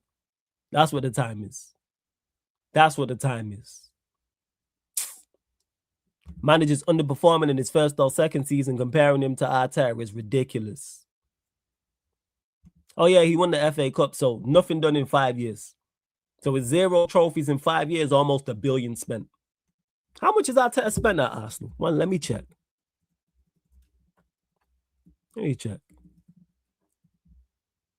Spent since Arteta. How much? How much is Arsenal spent? How much is I can't find it. That's why I need a producer. How much is Arteta spent at Arsenal? See, you're saying here, this is AI on Google. Mikel Arteta has spent over 1 billion or roughly 1.1 billion euros on transfers at Arsenal. So he spent a bill. He spent $1 billion. And we're talking about improvement. If you spend $1 billion over 5 years, yes, you should improve. It's like someone investing in Sarcasm City TV and saying, hey, Flawless, here's $1 billion over the next 5 years. Would you not expect an improvement on the channel? Would you not expect better shows, better production, better set, better lighting, better guests, better content, more content? Amarim spent money. Where's the improvement? Man are talking about results instantly. I just want performances. Can we go there? Man are talking about results. And ironic that Rio sounds like the guy I was debating with yesterday in the chat. I'm not talking about results. Performances. As if you get good performances, you know what normally follows? Results. That's why you don't hear me talk about results. I'll mention it. You lot will ask. I'll bring it up in regards to show how poor we are because we have 2 wins in our last 7 games. So all this improvement talk is nonsense. We have 2 wins in our last 7 and look who we've played, people. Our last 7 games. Bournemouth, Wolves, West Ham, Palace, Everton, Spurs, Forest. Outside of Palace, how many of them teams are good? How many of them teams are top 10 outside of Palace? Are we calling Everton a top 10 side? I'm asking you lot. Are Everton a top 10 side in the Premier League? Or a 6 out of our last 7 games against teams in the bottom half of the table? In regards to level, not where they actually are in the table. Are we saying Everton a top 10? I personally don't think Everton a top 10, but I'm asking the chat. I'll go with what you lot say here. I don't think they are. So it's not like we played City, Palace, Arsenal, Chelsea, Brighton. Who else is Newcastle? Like the better sides, and even though Newcastle have been performing poorly, we ain't played the better sides recently in the Prem. If we were 2-7 against them, I get it. If it was Aston Villa, if it was Newcastle, if it was Palace, if it was Arsenal, if it was Chelsea, I'd get that. I go, all right, cool. That's actually a tough run of games. I go, Fez. It's not been a tough run of games. It's not. At all. And I didn't know he'd spent over $1 billion. Them Arsenal fans kept that quiet. I'm going to bring that up. Because it's not even almost $1 billion. He spent over $1 billion. That's what Google's saying. Total spend over $1 billion. If someone can change, if someone knows it to be different, let me know. But that's what Google's saying, that he spent $1 billion. You better be delivering both. Word to months, hashtag both of them. You better be delivering both. What are we talking about? What are we talking about? See what else you lot are saying. Cuzzy, did you see Pep's response at the press conference why he wasn't worried about Man City? He stated because the performances are there. When the performances are good, the results will follow. Exactly. I'll bring it all the way back to content creator terms. Obviously, we recently just hit 16K. You already know, 16 out of 10. Big up everyone supporting. So when people say, hey, Flawless, big up for hitting 16K, you should be on more. You should be on 20. You should be on 50. You should be on 100. I always say the same thing. Appreciate the support. I don't worry about that because we're well on our way. Because we put out good enough content that we're going to get there eventually. And that's the same with performances. Hence why I don't talk about results. That's why when Rio's talking about we want results, no, I want performances. Because if we're performing well, but drawing and losing games, more of my criticism goes towards the players because the manager's doing what he's supposed to. So I'm going to criticize, hey, you know what? We got to score them chances. You know what? Our midfield needs to perform better, whether it's defensive, offensive, or both. Hey, we got to defend better there. That's not on the manager. We dominated possession. We battered these lot. We got to do more. But we don't perform well. Hence why nobody who's hammering in talks about performances. Notice that, people. Don't worry about what people say who back a manager who's failing. Concentrate on what they don't say. Notice nobody talks about performances with this man. Nobody talks about performances. No one talks, and when they talk about improvement, they don't talk about the level we're at. They'll just say, "Oh, we've gotten better. Yeah, we've scored more goals." So to say we've scored the second most amount of goals, how many of our attackers have played well this season? I don't think any of them overall have played well this season. We just have better attackers, so they're gonna score goals. Because if I was managing the team, they would score goals, and I am nowhere near the level to be managing Manchester United. I am completely out of my depth. Me managing Manchester United is a bigger mismatch than Jake Paul versus Anthony Joshua. That's the gap in regards to the skill level and where it's at. I am nowhere near it. And if I was managing the team and I said, hey, Cunha, Embremo, Sesko, Bruno, Ahmad, go out there, kick ball, then man would score goals because there's enough talent to get goals. So imagine we actually had a competent manager that was helping them along the side. Right, man, don't talk about performances. Someone asked these, look. I'm telling you. It's ridiculous. Hey, big up, nephew, every single time. It's absolutely ridiculous. Give him time. Give him time to do what? What's he being given time to do? Enlighten me. What are we giving him time to do? What exactly? All right. Let's see what else. What else has been said? Oh, he spoke about Bruno as well. A player I think could have played in our team would be Bruno, because I said when I was talking to him earlier, Giggs even made really a kind of a good statement. When I interviewed him, he said, there's 3 things you need to be a Manchester United player. You need to be able to run, take risks, and have imagination, and that's Bruno. If you're describing Bruno, that would be him. Do you know what I mean? Now, whether you think he's good or bad at any of them, but his intentions are perfectly aligned to those 3 pillars there, and he can execute. His numbers are ridiculous, and in the time he's been in the Premier League, no one's created more chances than Kevin De Bruyne or anyone. That's a massive stat. So he has that quality, and I think he'd also have the mindset to be able to be in our team. Big up Vaya back in the building as well. Is this all the quotes? Why did he not talk about what Bruno said? What did I just say before I read this comment first time, people? Don't worry about what people say who back Amorim and back what's going on. Notice at what they don't say. Did he not respond to what Bruno... I'll have to watch this. I'm sure Rio responded to what Bruno said, because that's nothing to do with what Bruno said whatsoever. Where's the response to what Bruno said? That's what I want to know.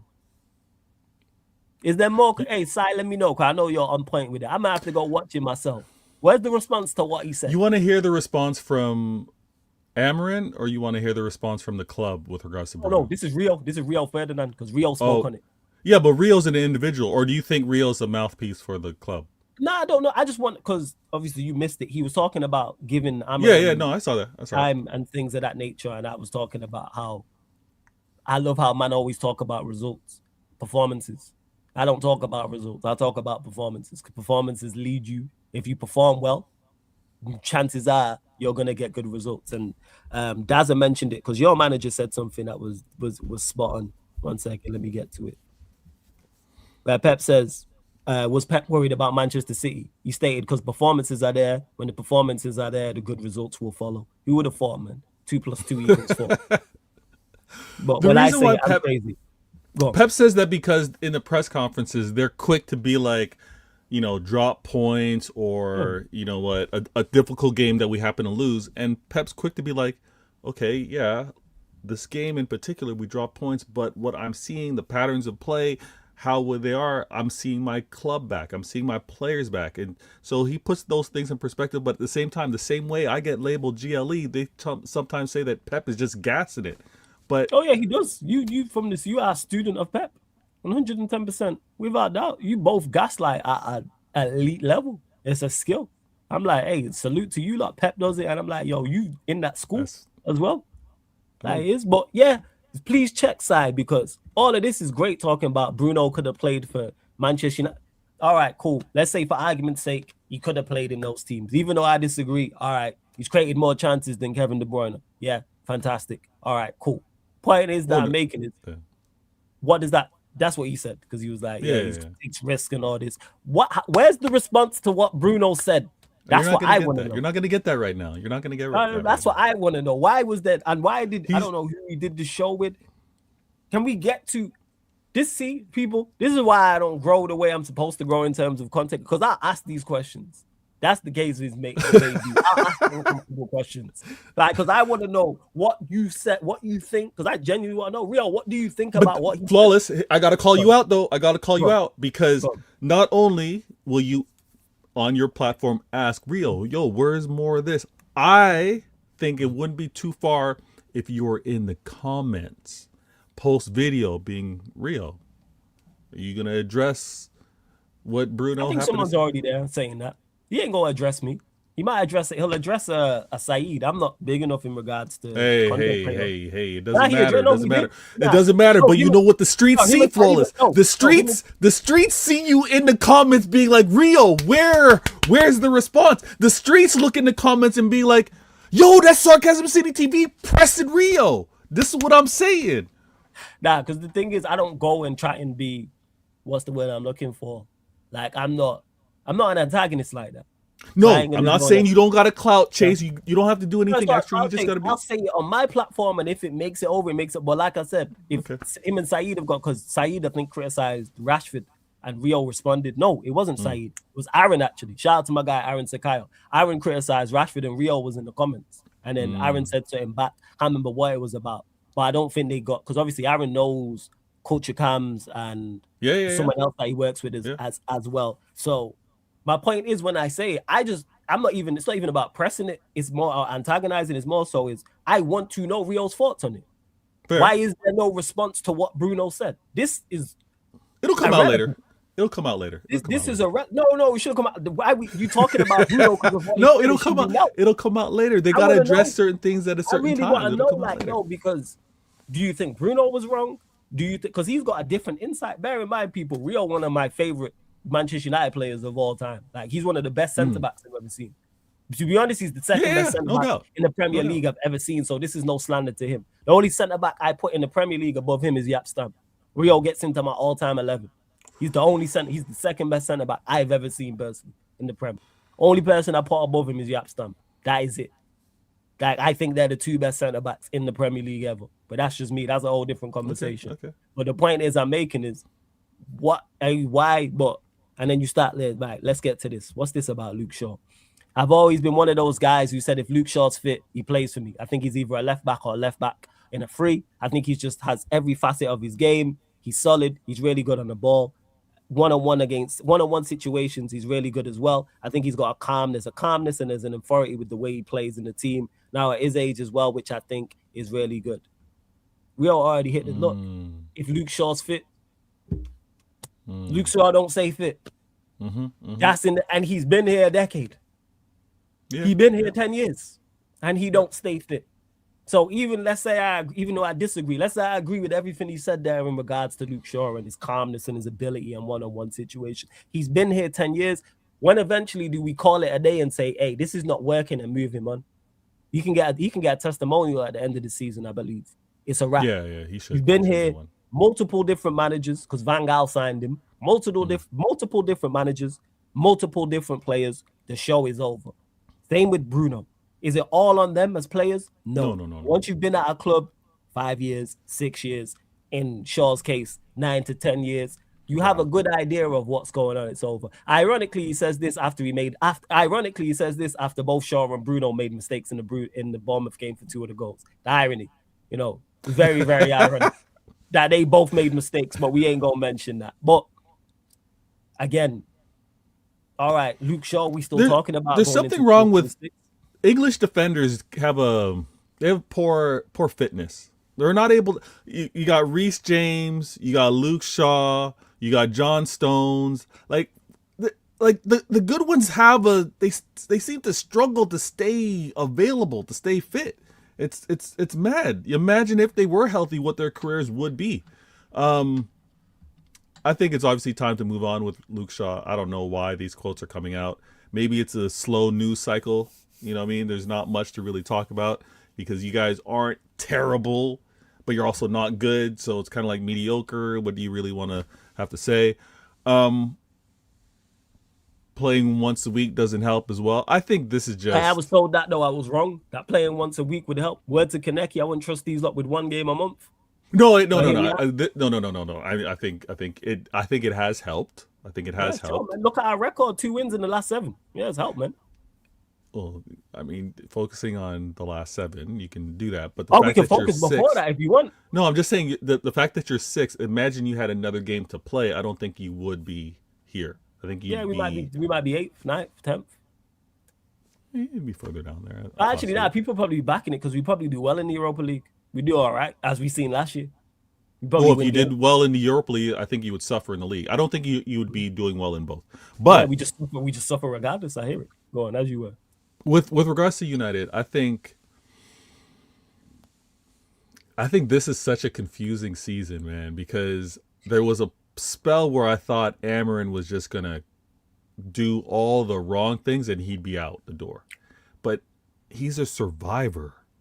It's kind of like what was happening with even Ten Hag when it was like he's supposed to lose, but he kept on winning or getting a result. You know what I mean? Amarin, I hate to say this, Flawless, because you know I'm with you. Like, no, we not. We told you we on different train lines. This guy's making it. But distant, different. This guy's making it to the next international break. I said this. I think he's gone by the start of Feb. No. All right, is cool. You see our games? You mean the amount of fixtures you have? No, our games coming up. So we got AFCON. So there's no Ahmad, there's no Embremo, there's no Mazarari. So they're gone because AFCON is starting. AFCON content coming up on the channel as well. Fridays, the AFCON preview people. Ooh, nice watch plug. alongs here and on the extra channel as well. Say again. I said nice plug. That was professional. Yeah, that was nice. Of course, man. You already know. See that more. I transition better than Manchester United. It's crazy. And also as well, as we were saying, I was saying, yeah, where was I even at? Friggin' our games coming up. That was it. Yeah, our fixtures. So we got Villa away, Newcastle at home, Wolves away. Then the new year, we got Leeds away, Burnley away, then your mob, then Arsenal. Yeah. Yeah. So you're saying after us and Arsenal. I think Arsenal and City's the end. I can't remember if it's City Arsenal or Arsenal City, but I think that's a wrap. Yeah. Because I think we win max 2 games in that run. And they're not even convincing. Does he really get punished for losing to Arsenal or City though? No, it's the run before. I don't think it's just Arsenal and City. Okay. Because Villa, Newcastle, Burnley, Leeds. Okay. Wolves. That's the 5 before. Ooh. And there's no guarantee we go to Leeds away and Burnley away and win. True. Leeds will be bang up for it. Ellen Road's gonna be rocking. This is why I despise this manager, because that's a day after my birthday. If we was actually playing well, I would have went. I would have got a ticket and went. I've been wanting to go anyway. Support. No. Absolutely not. No. I'm not going. It's cold, probably raining. And we're gonna go see. You got the gear for it. You got the gear for the rain. Yeah, I do. I'm born and bred. Of course, rain is nothing to us. It's normal. It's That's like Dragon Ball Z characters fighting. Like it's normal. But no, I'm not. I'm paying money to then go potentially get chased down by some Leeds hooligans, lose and see crap football. I'm good. We were playing well. I would have went. That's why I didn't go to the game Sheik went to. But I thought about it, and then I was like, why am I paying money to go watch this? No, absolutely not. Yeah. That was a draw. That wasn't a loss. That was a draw, right? Yeah, it was a draw, yeah. Sheik said, you know what? One of the first things Sheik said to me when I met him, it was worse in person, flawless. He said it's worse in person. Oh, that's crazy. That's crazy. It's worse in person. That's why content creators, people who watch, when content creators have gone to the game and then they lose their minds after the game, it's because it is worse in person. Yeah, I've watched it a few times and I'm like, yo, it's bad. Like when I watch, I'm like, oh shit. So yeah, I'm not going to the Leeds game. So Leeds is not going to be easy away. They'll be up for that. Burnley, they'll be bang up for that. Wolves at home even before that. If they play that low block that they did against Wolves might struggle with that. Yeah, Villa we're getting moved to. Let's just chalk that off right now. Villa are moving to us. Newcastle are not in good form. So that's got draw written all over it because it's stylistically. Then we got Brighton after Burnley in the FA Cup. Granted, we beat Brighton, but who knows? And then City and Arsenal. Yeah, he ain't making it. That. We might have one win. We might have 4 wins in the next. We might have 4 wins in like 14, 15 matches. That's looking rough. Oh, it's looking extremely dark. I'm gonna say we want Amarin out, so this rough run has to happen. He needs out of here. You guys out of Europe for another year. Hey, that's what the board wanted. What do you mean that's what the board want? Well, that's what the board. Once they kept Amorim, that's what you're gonna get. Okay. Anyone I could've mean, told you this run is difficult. Now, if he so happens to be the survivor that he's been, and gets the result from these clubs that are like, oh, that's a loss. That's a again. If he does one of those, you know what he'll do if he does that? Go on a run like this afterwards. So he'll get them results. So like he did against Liverpool and Brighton and Sunderland, where we got results and we didn't expect him. And then it was that I was told, oh, it's the favorable fixtures. We'll go on a run. What happened? I'll be 2 minutes. Yeah, do your thing, man. It's all good. It's all good. It's ridiculous. Hey, shout Stephanie G every single time. And Jez, you're right. That's one of the realest quotes you've ever said. I don't think you said a more accurate statement ever in life. And it comes to me. Flawless would leave this clown show behind him if it wasn't for the channel. Never seen you annoyed like this in a while. And the thing is, Jez, you know me well enough to know when I'm really irritated and I'm really pissed off. But just because I'm not loud or animated or shouting, but people who know me and Jez knows me well enough and others know, I am absolutely fuming. Just that all of this, it's not one in particular thing. It's just a combination of everything. I am fuming. Livid. Because I knew the Bruno thing. I knew. That's what annoys me so much about it. Because I said it at the time, whilst he was going on in the summer, we won't sell him. And the fact that the board considered it, and Bruno even said they wanted me to go there, cowards, annoys me even more. Because they did the same shit with Ten Hag. They did the same shit with Amorim in the summer. They did the same thing in the summer with the Maino and Amorim situation. Not only do you make bad decisions, but you just don't even make the call. You just ball it or leave it up. Oh, we know what? We'll just leave. We'll just wing it. Right, Manchester United. You own Manchester United Football Club. What the fuck you mean? You just winging it? But yes, if it wasn't for the channel, I would have done stop watching these. Yes, 100. That's why I said that's the realest shit you've ever said, Jez. That is 110% spot on. Spot on. Be human. Absolutely. Yes, love to see Flawless fuming. Yeah, man, what GNA for Verts and Isak in the Premier League, mate? Flawless, the quotes came because someone asked in an interview, there's no more. Interesting. All right, then. So it wasn't his podcast, it was an interview someone else. But he still didn't mention it. All right, interesting. See what else you lot saying. Big up Black Diamond says Rio had Saeed on for one episode, then bowed to the top Reds pressure to not have Saeed on ever again. Bun Rio. Is that why he didn't have him on again? Shout out to Saeed every single time, man. Every single time. Bruno, drop another interview tomorrow. I need another Flawless meltdown. Yeah, let him drop what? Serious? Let us know what's going on. I want them all to do interviews. Burn it down. Let's see what actually happened in the summer. I would love to know. Make it happen. What's this? I seen Zaire actually. I seen certain quote. What's this? So Alex Crook and Bruno Fernandes. There's sense amongst Bruno Fernandes' teammates that maybe this could be the start of an Old Trafford farewell. Maybe this could be his last season at United. His release clause is around 57 million, which kicks in the summer of 2026 for overseas clubs. Bayern Munich have been mentioned as possible suitors. Wait, what? He has a release clause of 50. They kept that quiet. When's that a thing? Because Alex Crooks is a reliable source. And Bayern Munich, I did see Zaire. Shout out to Zaire. Make sure you subscribe to Zaire Talk. Say, we've been linked to Bruno. I don't want him. Hey, let him go.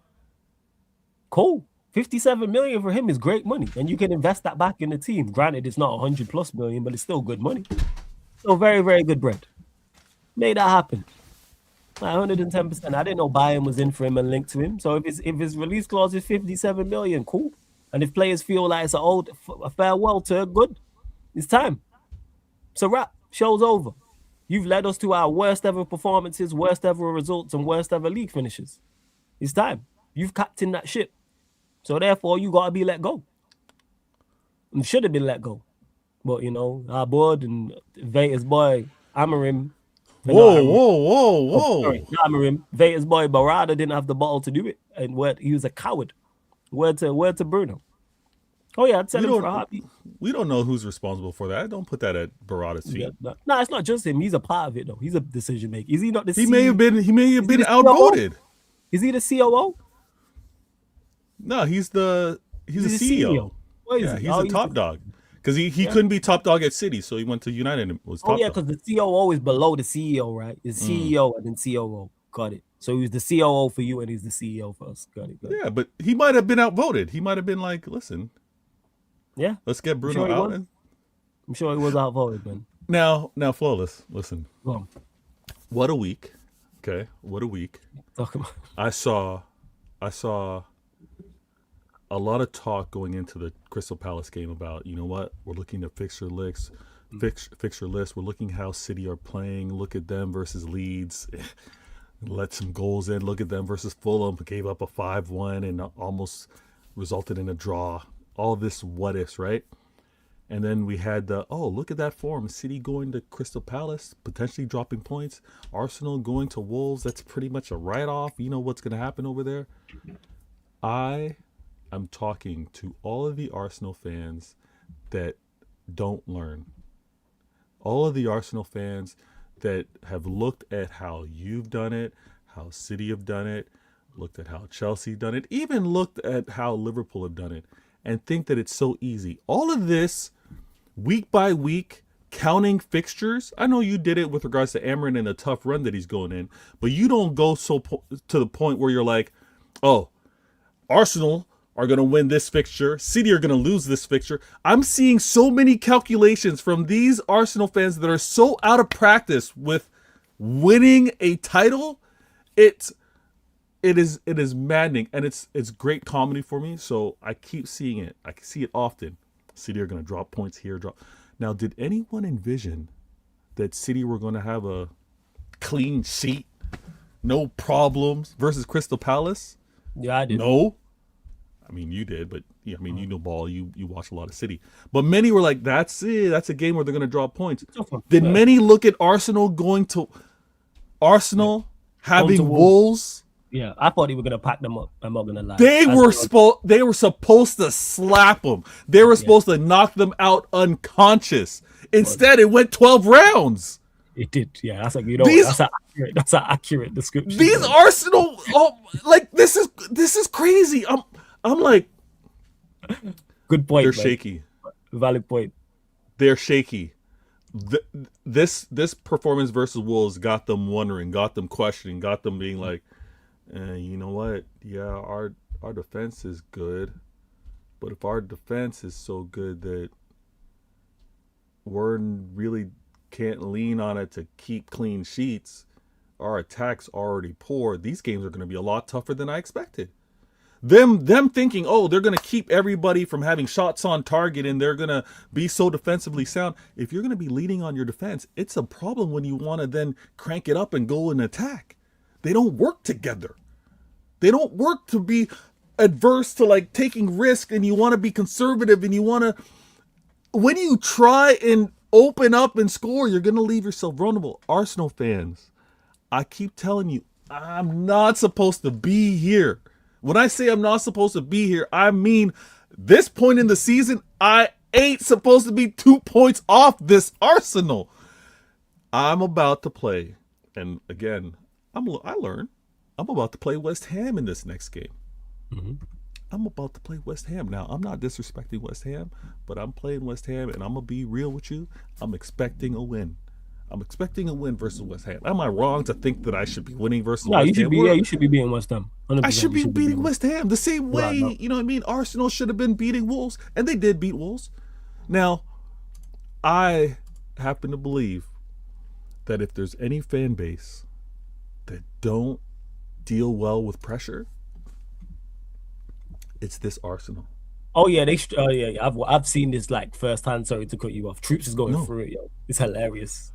Troops is going through it. Troops is looking like he's out of like he's forgotten what like.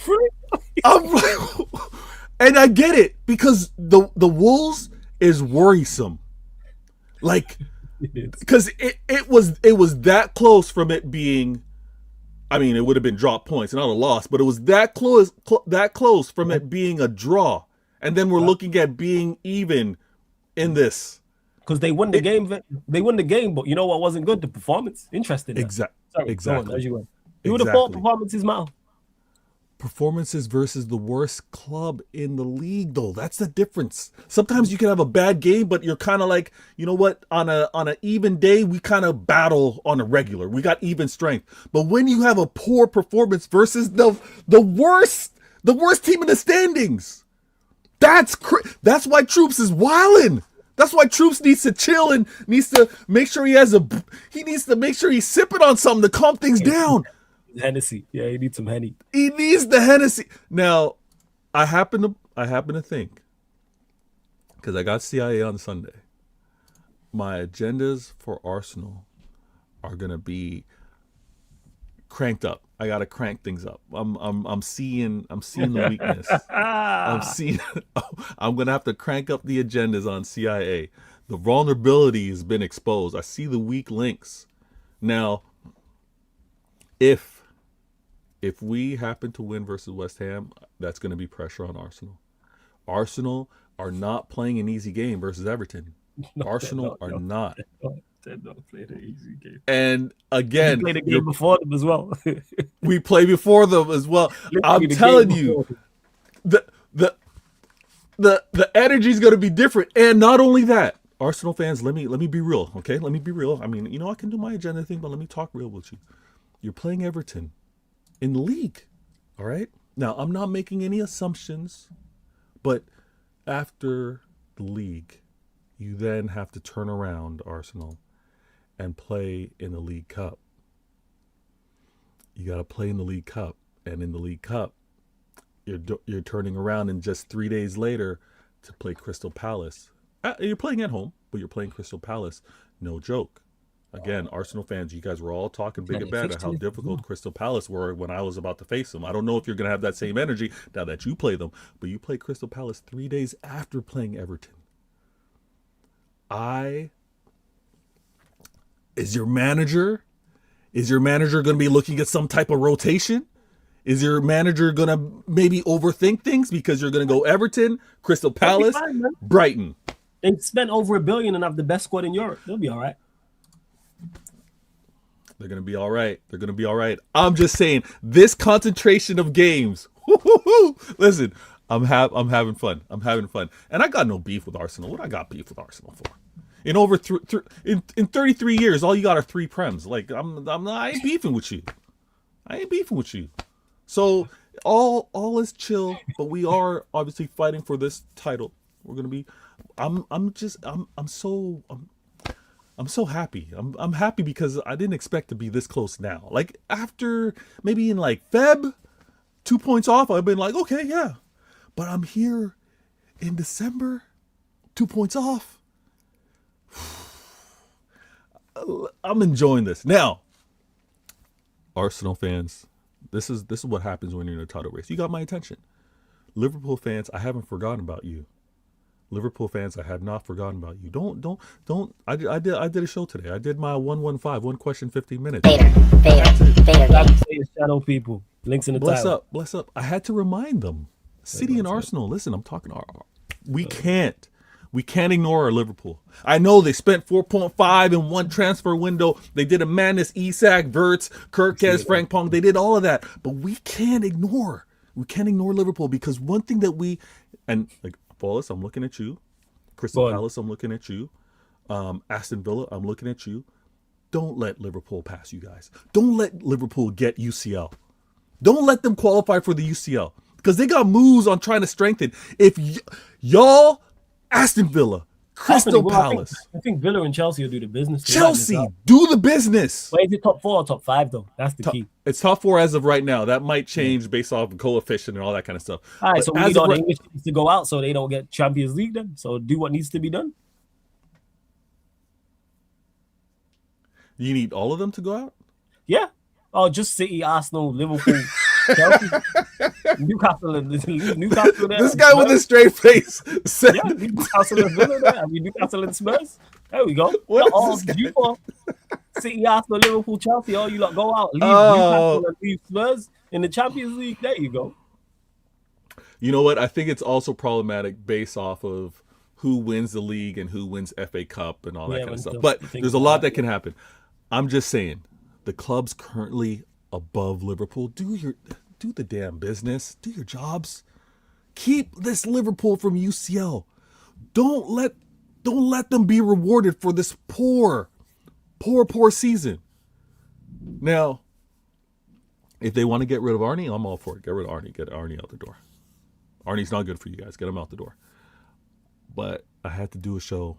As much as I'm focused on Arsenal, I'm not going to forget this club that spent 450 in a transfer window. We can't let them slide. They love to just be under the radar. They love to not be pressured, right? Oh no, we're not. We shouldn't be looked at. You guys are always going to be looked at. You had a window that was madness. You're gonna be reminded of it. And I don't like how the media darlings aren't constantly reminded. Where is Verts? Where is he? I'm seeing Shirky doing the damn thing, leading the league in assists. There needs to be more conversations. LFC, there needs to be more conversations on Verts, on Isak. It's crazy. I need it now. Mo gave a little distraction. You can talk about other things because of what Mo did. Mo, you had a chance to be a legend at the club. And when I mean legend on the pitch and off. You could have been that Steven Gerrard standard. We were trying to put you in the conversation. You could have been the greatest in the Prem era, and you have to do this to your club. You just tainted so much of your player legacy.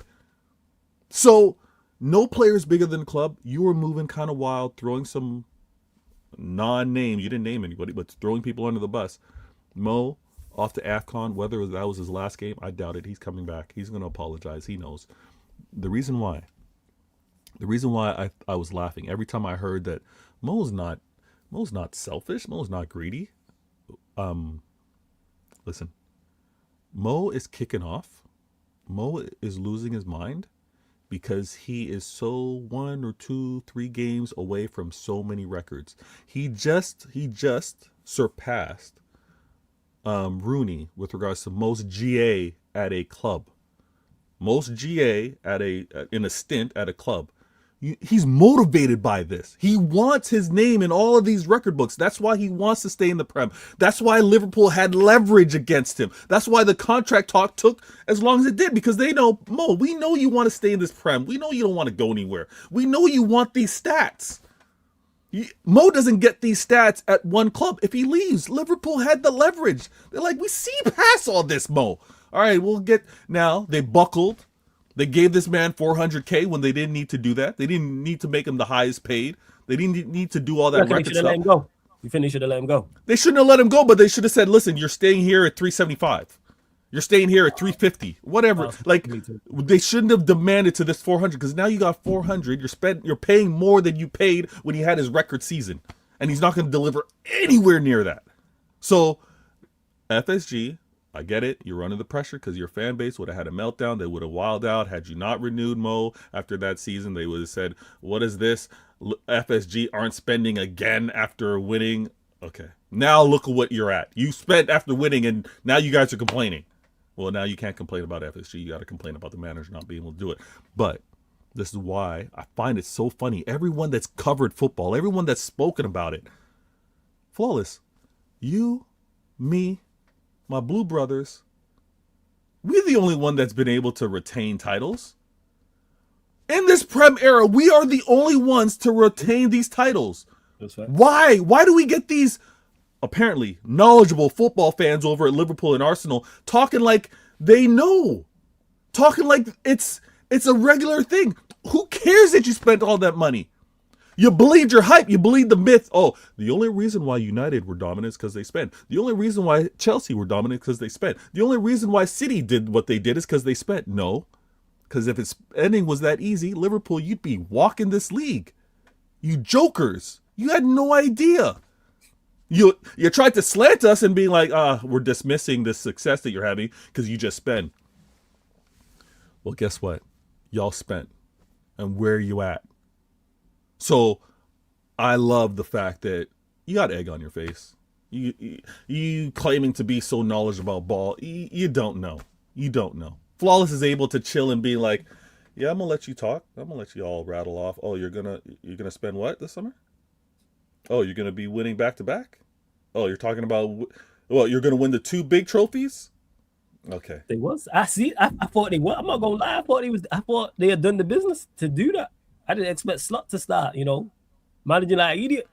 I expect Slot But to Flawless, this is the point. This is the point. We could say, okay, you spent in a way to be like to put yourself in a position, but don't talk about it until you're actually shown that you're about it, because it's a manager mentality. It's a player mentality. I see people grind it out to set records. Right? They want to get in the best shape of their life. They want to make the most sales. They want to get whatever bonus. Once they hit that bonus, you know how many times you see them just falling off and be like, I did it. I'm good. I got to the weight that I wanted to get at, or I was able to push this certain weight. I'm done. I'm good. It's the same thing. You will see this in football. Players, they were driven. You had 2 players in a contract season wanting to prove to the world and the club, I deserve a contract extension. They were mad motivated. And they were also trying to prove and win a prem that wasn't the COVID prem. So once they got that, they were like, oh, I'm full. You said this before about a hunger type of thing. It's not just them to have fallen off, though. It's everybody. This is the point. So when you have the leaders like this that have fallen off, when you got the others that are kind of like in the mix, arguably they wouldn't have the same motivation as the top dogs. So when you see the top dogs kind of being like, I'm kind of good. I don't need to really fight in this game. I know I'm going to be playing in a big match next week. Like, that spills. And the motivation is so difficult. When you have, and again, I'm trying to use this, or it's something that I'm actually really trying to apply in my everyday life. I'm on my little prince and princess. I am on them. And I'm on them because of the example is, do it all the time. Do it all the time. You know what the standard is. No. And many of us, I'm guilty of it. Sometimes it's like, no, I'm not up for it today. You know what? I got the accomplishments. I got the awards. Why? This is what we're seeing in Liverpool. And the fans, I hope the fans got an education. And I also, Flawless, before I go, I want to say this. Well, all of you media darlings need to go back and look at Manchester and talk about Manchester with some damn respect. Because the way United were able to do their three-peat can never be brushed aside. Can never be, they just spent. A manager to have to get these players to fight every damn season. Not only that, after being at the mountaintop, to being like, we're going at it again, getting everyone's best effort. The way rivals have talked about Manchester, and when I say Manchester, I'm talking to you, Flawless. I'm talking to me. I'm talking to my Manchester City people. I'm listening. This is where you got to put that into perspective. You got to put that into damn perspective. Going back to back ain't easy. Going back to back to back isn't easy. And why I'm gonna prop up my manager, because to do it 4 times in a row, and I'm not gonna lie to you, I'm not saying that we would have done it 7 times in a row, because that would have been crazy. But a three-peat could have happened had it not been for a world epidemic. That's all I'm gonna say. LFC in the building with the super chat. I see you. Like I said early in the show, if you got a great point to make and you want to make sure that it's introduced within the flow of the show, just super chat it. Let me see what LFC is saying. He goes, Vader, Liverpool right now is not rivals for you. You just need to concentrate on your ex-girlfriend. Mikel, you don't want to see your ex taking your crown. Now. LFC, it's a great super chat, by the way. Great super chat. But I want to point this out. You can't just now put this all on me. And this is where I'm going to talk about this city pool for a second. All right? We had a social contract, LFC. We had a football contract out here. We're like, listen, and I'm saying, LFC, you and me, we are going to battle. We're going to battle for these prems. It's between you and I. Now, I did it for 2 years. I was like, you know what? I can't really do it. This COVID got my lungs messed up. Y'all go out and win it. Y'all won it. And then after that, I was expecting, okay, you know what? Maybe we'll go back and forth. You win one, I win one. I happen to win 1, 2, 3. I happen to win 4 in a row. Now, after my 4 in a row, you stepped up. You won it. Okay? So we're going 2, 3, 4 in a row. That's 7. Now you just won. That's 8. For 8 years, it's been you and us. In this 9th year, you've now put it all on me to have to win this Prem again. So you could only give me a 1 year break. LFC, all you've been giving me are 1 year breaks. I've had to do it 2 in a row, then you took one. I had to do it 4 in a row, then you took one, and you're asking me to win the Prem again. Where's the balance? Where's the fairness here? Carry some weight. At the very least, LFC, at the very least, you better take points off Arsenal on the next time you play them. All right? The fact that you're not going to be competing for this Prem, at the very least, LFC, take points off Arsenal for me to do this damn business. Because this is crazy. I got to do it 2 years in a row, you do 1 year. I got to do it 4 years in a row, you do it 1 year, and you're already telling me I got to go win the Prem again. What's going on here? What's really going on here? But listen, large up each and every one of you in the chat. My man Flawless with another great show, holding it down. Apologies, I had to do a little bit of running around for my little princess. Family stuff, man. I hear it, man. I hear it. It's all good. Before you go though, scoreline prediction for the West Ham game. For the West Ham game, you know what? Let me think about this proper, because we would have. And people, this show will be back on Tuesdays as normal. We just ran it Wednesdays because City played Wednesday and then played last week Wednesday as well. So we'll be on Christmas Eve of Christmas Eve, people. So it'll be the 23rd of December. Nice. The eve of the eve. Now, today is the 17th. So I'm playing them on the 20th. That's Saturday. Yeah, your Saturday, 5:30 p.m. 3 days rest. West Ham at home. Donnarumma threats at. I'm gonna say a comfortable, and I don't usually do this. I'm gonna say a comfortable 3-1.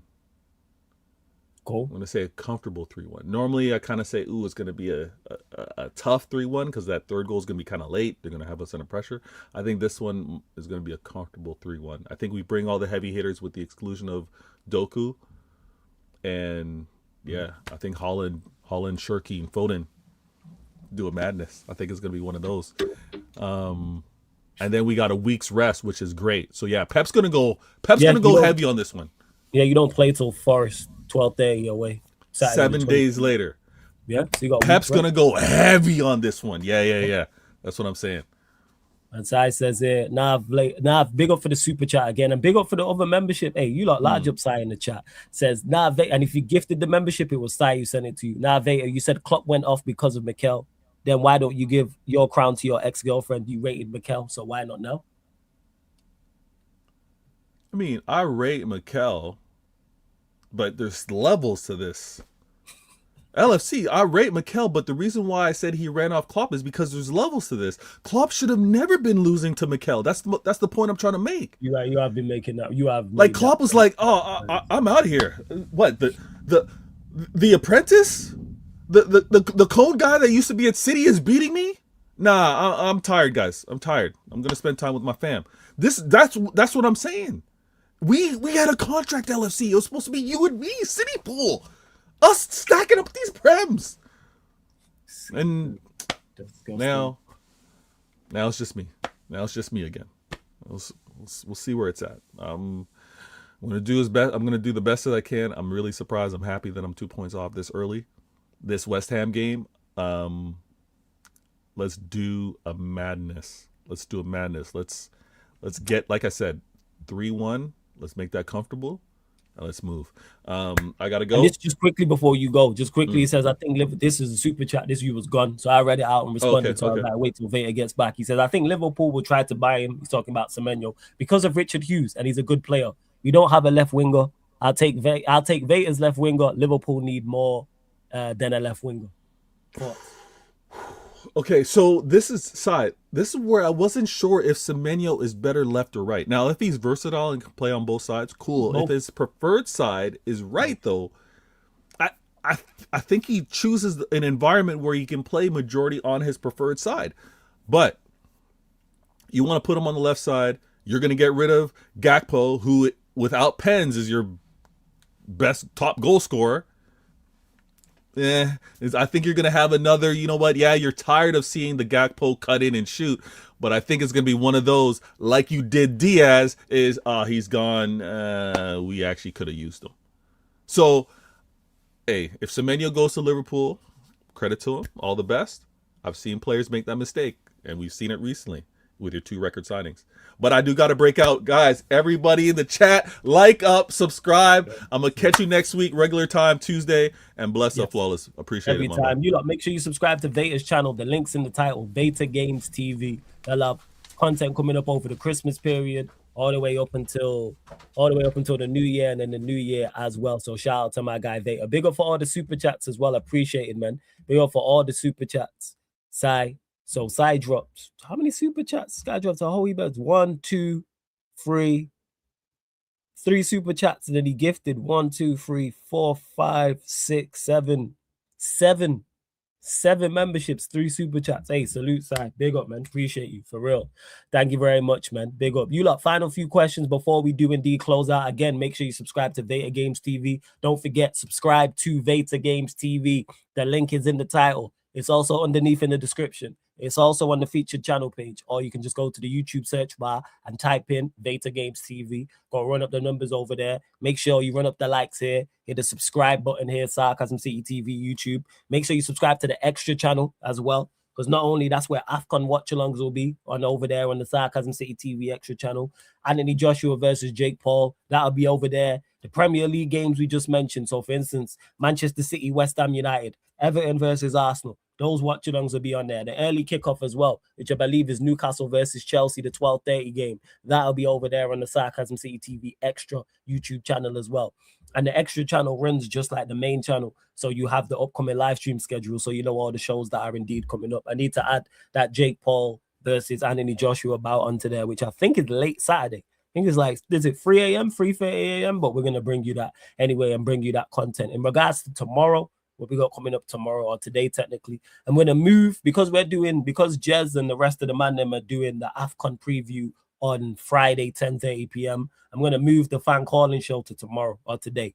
So the fan calling show will be 10 p.m. UK time, people. So 10 p.m. UK time today. Talk your ish. That's the fan calling show. So for anyone who got so much to say, thinks I'm wrong, or wants to ask me questions about something, or wants to have a rant about something, whatever the case may be, calling. So 10 p.m. UK time, be fan calling show, talk your ish, and then following that, probably about 11:30 p.m., maybe midnight, depending on how long the fan calling show goes on for.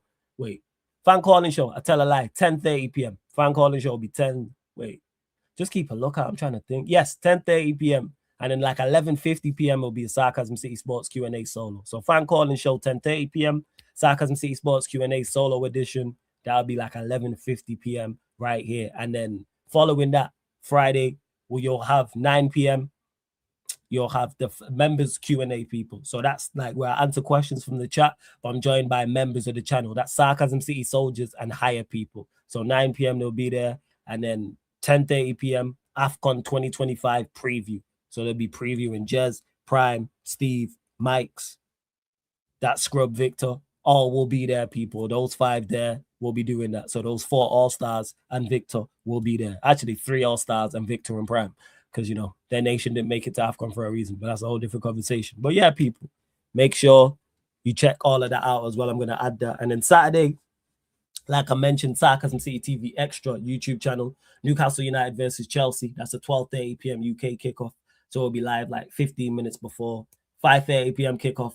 We will be doing that Manchester City versus West Ham game. And then 8 p.m. UK time, we then will be doing Everton versus Arsenal. That's all on the Sarcasm City TV Extra channel. But the content doesn't stop, people. Content doesn't stop. Following that, 11 p.m. UK time, the Manchester United Arsenal podcast. So I'll be back with myself, TJ, and Don C talking all things Manchester United, all things Arsenal. Then 12:30 a.m. UK time, people, Yardman Show, Premier League podcast, where I'll be back with Lex, Kaneki, and Javon talking all things in the Premier League. And then 3:30 a.m. back over on the Extra channel, people. Back over on the Extra channel, it will be the Anthony Joshua versus Jake Paul watch along. That's just Saturday.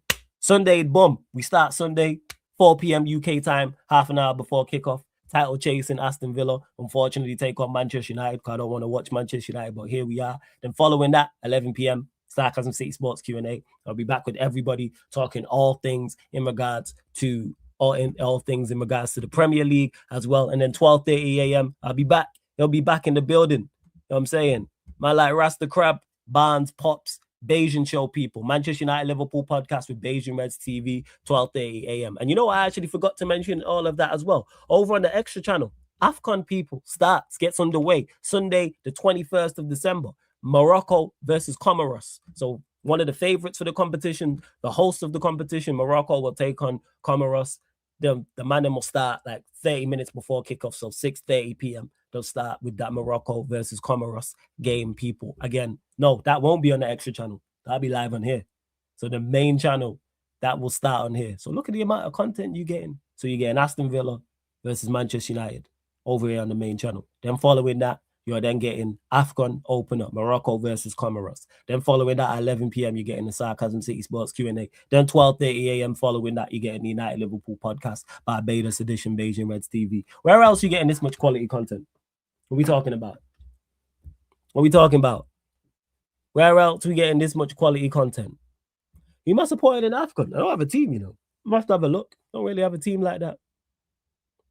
Yeah, man. I'm busy, man. No time for the bunnies, man. No time for the snow. No time for the snow. I leave that to you, crap. No time for the snow. I gotta get to work. I gotta make this monies. Gotta make this monies. No time for the bunnies. Here's what it is. Wait, no way. Flawless asked ChatGPT who Manchester United should buy in their midfield. It said Baliba, Wharton, and Hudgland. Said we should sell Bruno, keep Maino, and use Collier as well. You know what? That makes all the sense in the world. I can't lie. ChatGPT's has better ideas of being a Manchester United owner than the actual Manchester United owners. Make it make sense. Hey, send them crap. Christmas gifts, send them. 100%. Support whoever Prime and Victor hate. Yeah, I'd be on Prime and Victor's case if Nigeria was there, but anyone who's faced Nigeria, but they're not. So yeah. Oh shit, is it Friday night? Fuck. All right, then I'll do it on Friday. I thought it was Saturday. Why did they do it on Saturday? Is it Friday? So I stand corrected, people. The Anthony Joshua Jake Paul fight Friday night. It was me thinking it was Saturday. So thanks for letting me know. Oh, yeah, it's the 19th of December, and it's currently 18th now, and it's a Thursday. So yeah, Sarcasm City TV extra, but I'm gonna update all of that anyway. I'm gonna update all of that. I'm gonna update till next week. So what have I got to do? I've got thumbnails to make, schedules to upload, all that good stuff as well. But yeah, we move, man, every single time. But blessings, Crab, man. You've been missed, Crab. You've been missed, 100%. You've been missed. But it's always good to see you in the chat, OG, every single time, man. Run up the likes, hit the subscribe button. Now I won't be watching the Andrew Tate fight. I won't be. To be fair, you can do NBA into the fight. It depends, you know. What are the NBA fixtures? Let me have a look. If there's any decent NBA. If not, I'll probably just do some gaming content. I'm probably going to link up with some randoms now and run some clubs for you lot. So I'm going to set that up in a second. I'm looking here now. Friday night, you saying? I might do Timberwolves Thunder, but you say no Ant-Man, so it's dead out still. Yeah, there's no Ant-Man. Yeah, that's dead out. That's dead out. Is Ant-Man back? Because I just checked now, they're playing now, but he's injured. Because I ain't watching Minnesota without Ant-Man. Let's be really real. Yeah, he's out. They're saying, well, he's out today. Yeah. I ain't watching T-Wolves without him. I ain't. OKC Wolves Friday, that shouldn't be too bad. Yeah, like I mentioned there, I'm just looking here.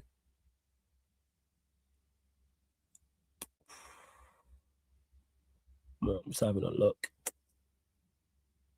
That's Thursday night, going into Friday night. Yeah, Timberwolves Thunder. Maybe. I'll have a look. The Jake Paul fight is real, Crab. It is. It is real. It's not scripted. You're about to get put out. It's lights out. It is. Yeah, Sai is a proper scrub, but big up Sai. He's been the MVP of the chat tonight. I give him that MVP of the chat tonight. But all right, people, you know what? I'm gonna go live on the gaming channel because Swear, let me find someone to run clubs with. So you know what? Let me set that up and send you lot over there right now. Give me 1 second. Just setting up the stream. Don't forget though, as well, people.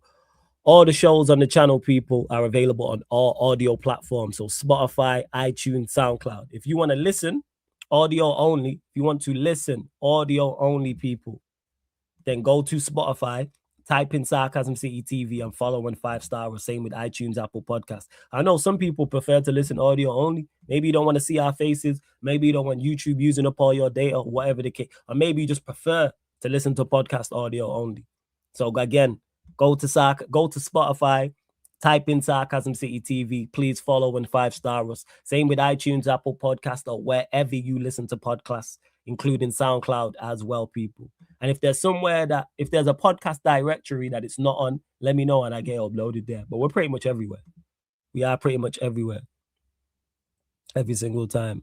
Yo, Dazzle, whenever you're ready, shout me. 100%. Like I said, I'm about to go see who's on now. I'm going to go try and link up with some randoms. So I'm literally going to send you lot over to the gaming channel and probably play for like an hour or something like that, because it's been a minute since I've been live on the gaming channel. So got to. You already know. Shout out Crab with the Bayesian flag in the chat. See you lot on the gaming channel in a second. Literally just setting it up right now as we speak. Give me 1 second. And why has Northside got a picture of Dame Dash on the Breakfast Club with Stricto's name? I clearly miss something. Well, we move. Clearly I miss something, but right. I'm sending you lot over there anyway. This has been the Manchester United, Manchester City podcast live on the Sarcasm City TV YouTube. Thank you very much for tuning in. See you lot in about 5 minutes on the gaming channel. Salute. Big up.